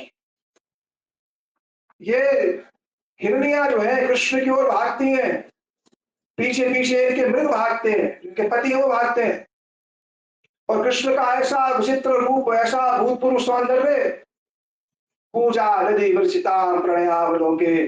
जो ही हिरनिया श्री कृष्ण के निकट जाती है ना, कृष्ण को आलिंगन तो नहीं कर सकती, दूर खड़े होकर के अपने नेत्रों में अश्रु लेकर के कृष्ण की आरती कर रही। जैसे एक व्यक्ति दीपक में घी डाल करके आरती करता है, ये हिरनिया धन्य धन्य है, गोपीजन कह रही हैं कि हम तो कृष्ण के निकट नहीं जा पा रही, पर ये पशु होकर के, मृगी होकर के क्या कर रही हैं, अपने नेत्रों में अश्रु लेकर के, अश्रु रूपी घी लेकर के श्री कृष्ण की आरती कर रही हैं। पूजा आदि वर्षिता प्रणयावलोके, प्रणय रूपी, प्रेम रूपी इस घी को लेकर के श्री कृष्ण के अंग प्रत्यंग को देख रही हैं। आरती करने का अर्थ क्या? अंग प्रत्यंग को देखना, ये आरती है। एक दूसरे का मुंह देखना नहीं, वो कह रहा है, वो कह रहा है, थोड़ा अच्छा हो गया, अरे वो उसका मुंह देख रहा है, उसका मुंह देख रहा है, उसका मुंह देख रहा है, हाँ हो गया बस। वो जय घोष हो रही है, वो बातें कर रहा है, उसके अगर क्या कर क्या आरती नहीं। जिसकी आरती की जा रही है, ध्यान किसका होना चाहिए? उसी का। जैसे मैया कृष्ण की आरती करती है, कैसे करती है आरती? कृष्ण वन से आए, अब सखा लोग तो कृष्ण के साथ युद्ध भी करते हैं, खेलते हैं, सब कुछ करते हैं।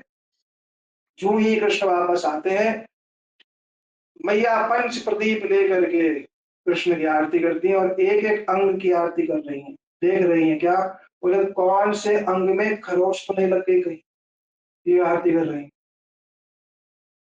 एक एक अंग को निहारती हैं, देखती हैं, बोले ये इसके सखा लोग जो है बड़े उदंड हैं, कहीं हाथ पर पैर पर कहीं खरोच दिखी तो बोले अभी तो कुछ नहीं कहूंगे, अभी तो घर ही आया है, पर कम से कम पता चल जाए, ये तो मेरे को बताएगा नहीं कहाँ कहाँ खरोच है, इसको पता ही नहीं है। भाई बालकों को क्या हो रहा है अपने शरीर पे उनको नहीं पता होता, पर ध्यान कौन रखता है? माताएं रखती हैं। तो आरती लेकर के कृष्ण का एक एक अंग देखती है, अच्छा यहाँ भी खरोच लगी है।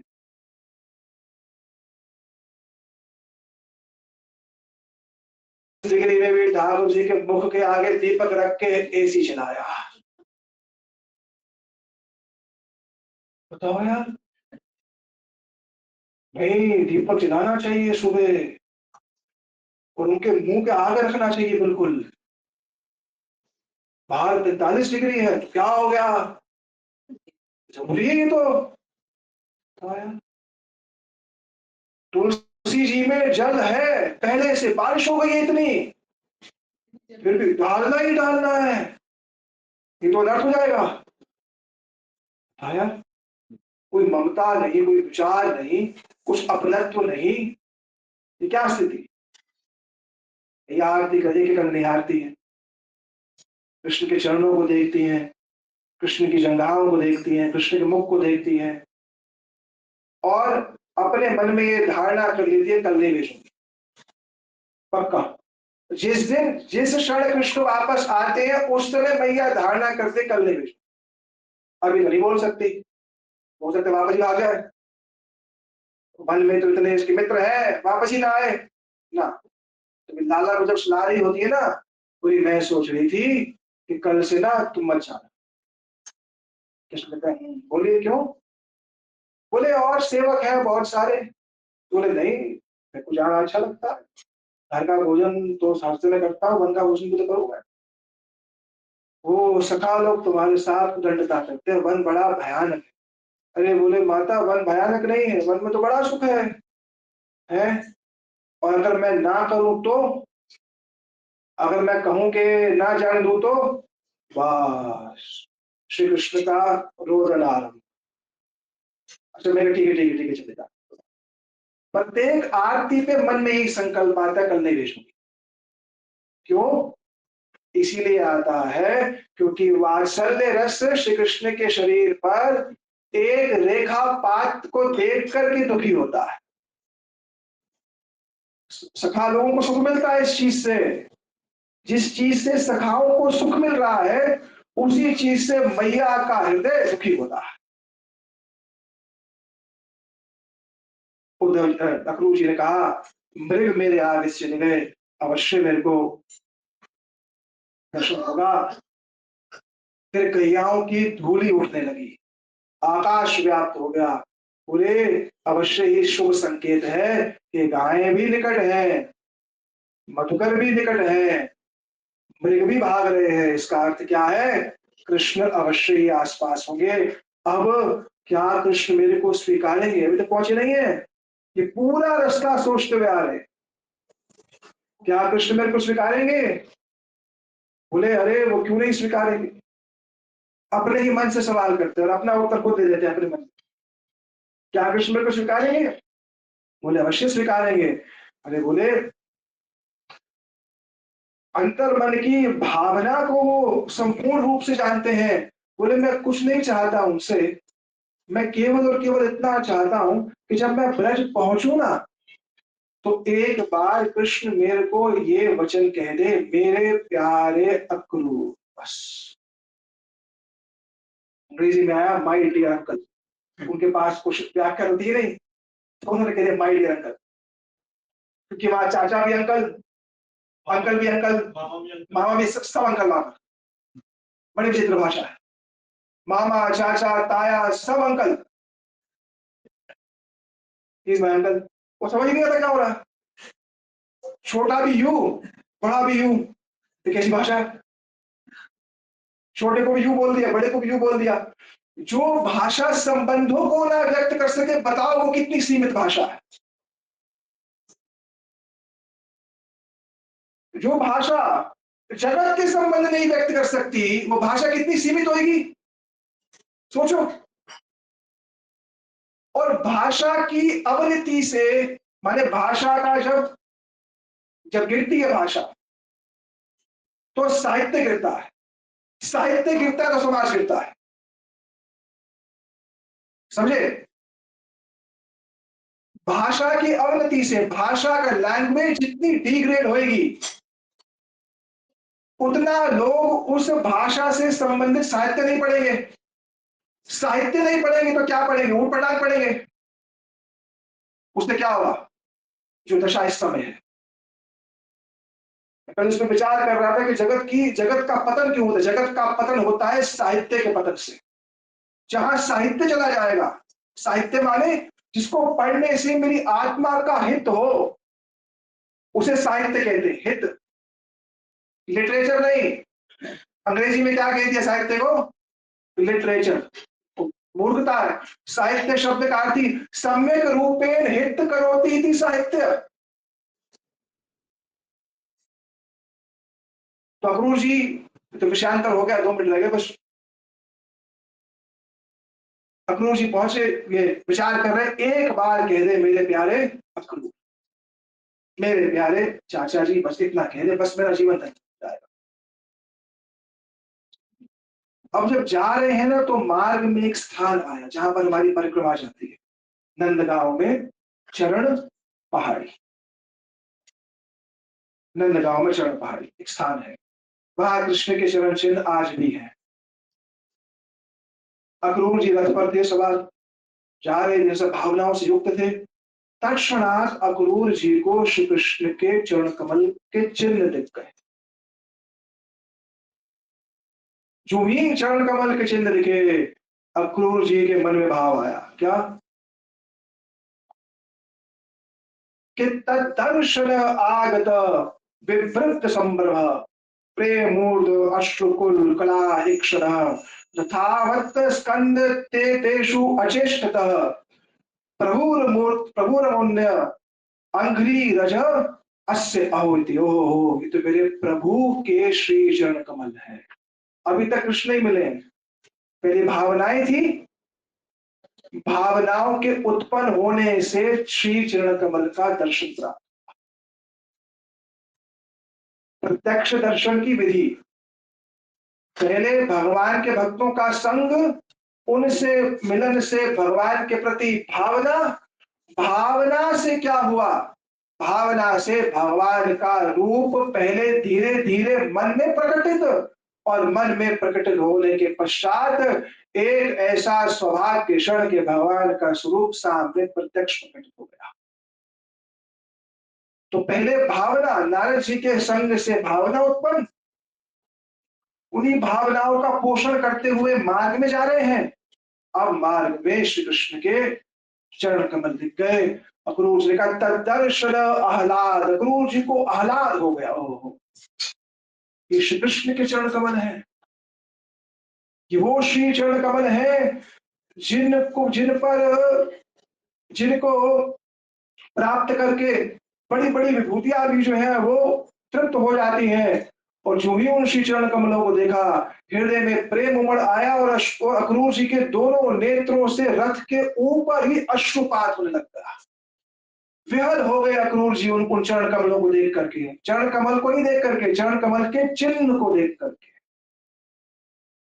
कृष्ण जब वेणुनाद करते हैं तो स्वभाव व्यतिरेक हो जाता है, स्वभाव बदल जाता है। यमुना जी स्थिर हो जाती है, जल स्थिर हो जाएगा और पत्थर पिघल जाते हैं।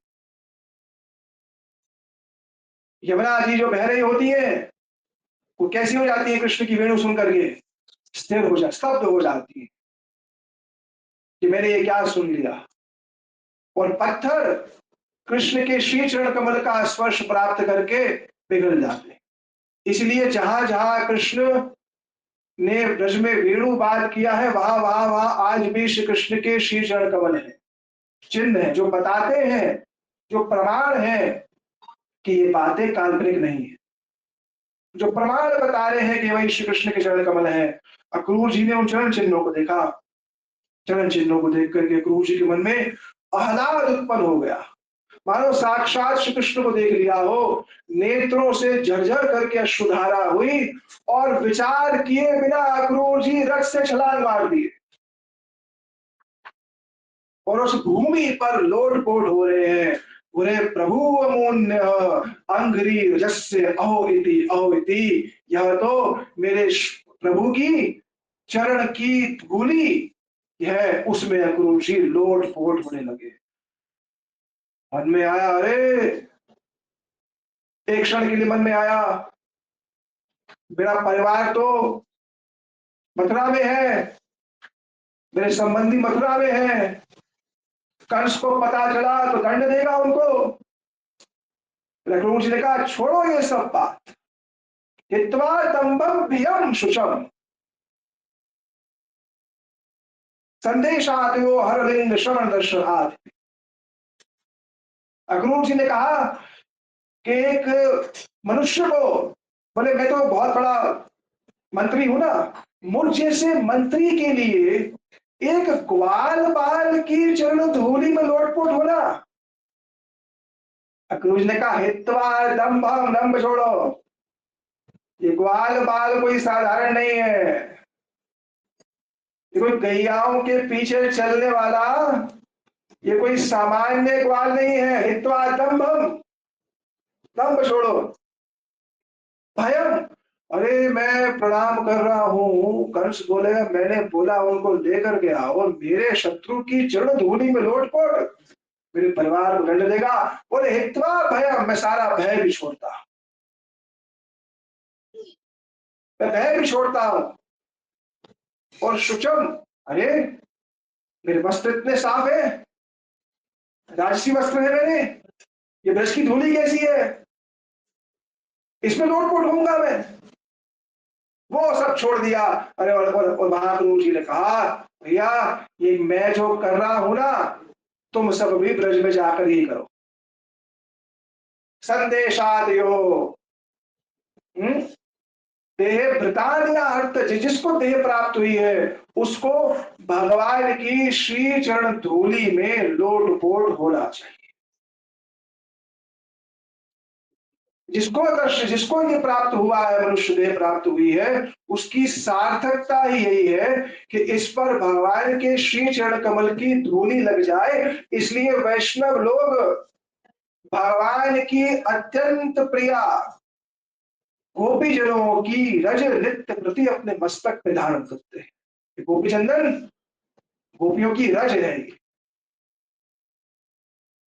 इसलिए करते हैं। ये बता रहे हैं कि हमारे इस मस्तक की सार्थकता श्री गोपी जन के श्री चरण कमलों से प्रकटित ये रज हमारे मस्तक में धारण करके हमारे राधा दास्यम का परिचय है।